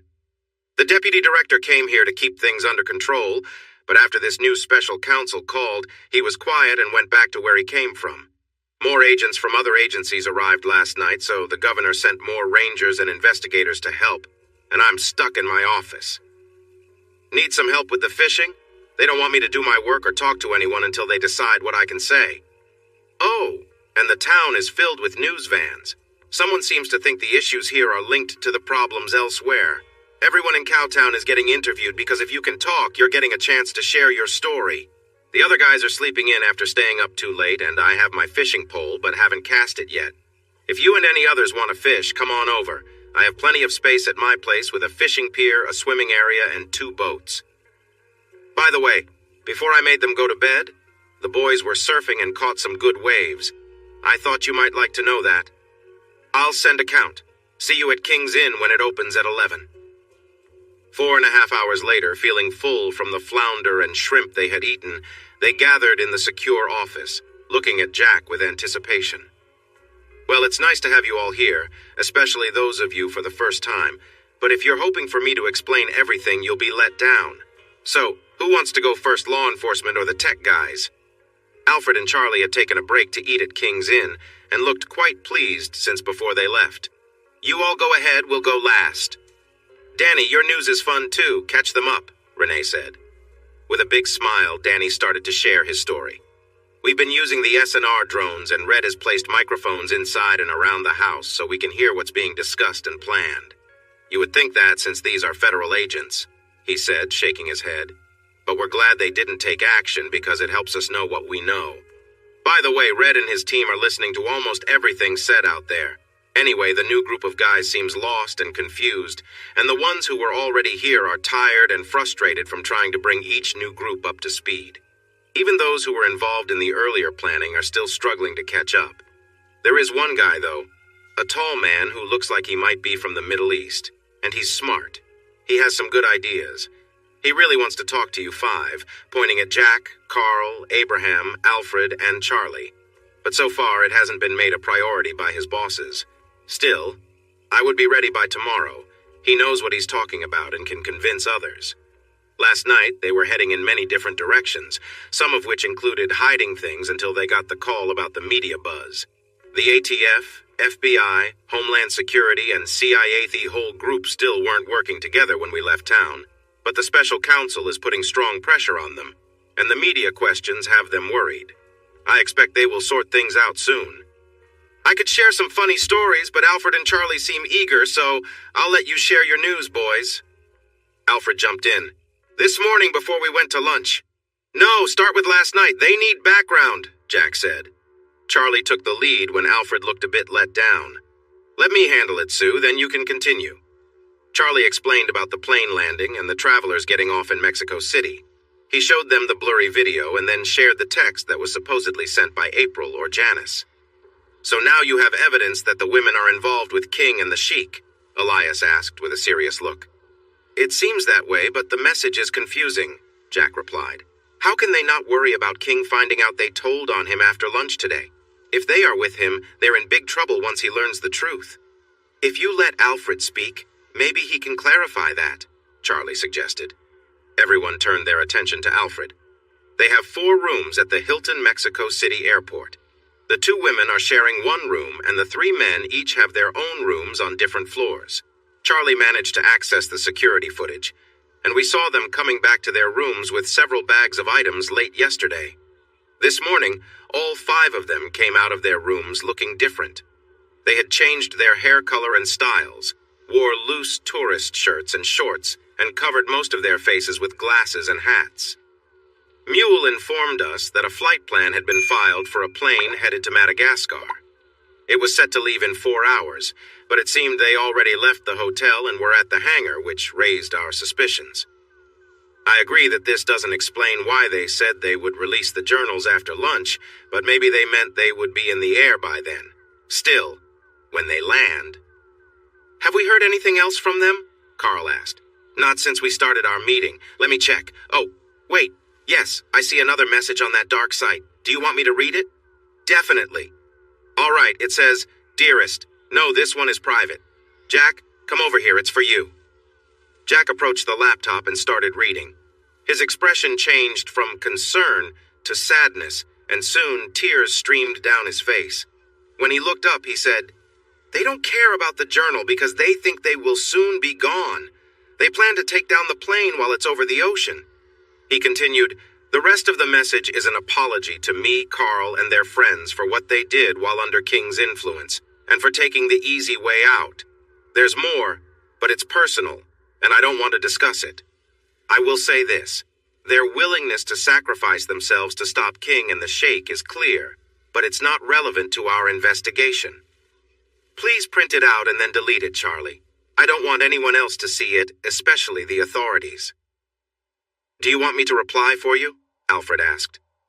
"No, she said not to, and she wouldn't be able to read it anyway. We've had Mule looking for business jets leaving the airport, but no luck so far. Charlie, can you see anything on the airport video?"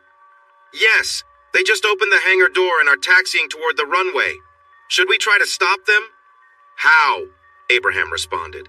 "Can you access their controls? There's no time to get the local authorities involved to ground the plane. I'm afraid we can't." They all silently watched as the twin-engine jet came to a stop at the end of the runway, sped up, and took off into the sky. It turned east, climbing higher until it disappeared from view. Everyone looked at Jack with understanding, though Carl and the others also had tears in their eyes.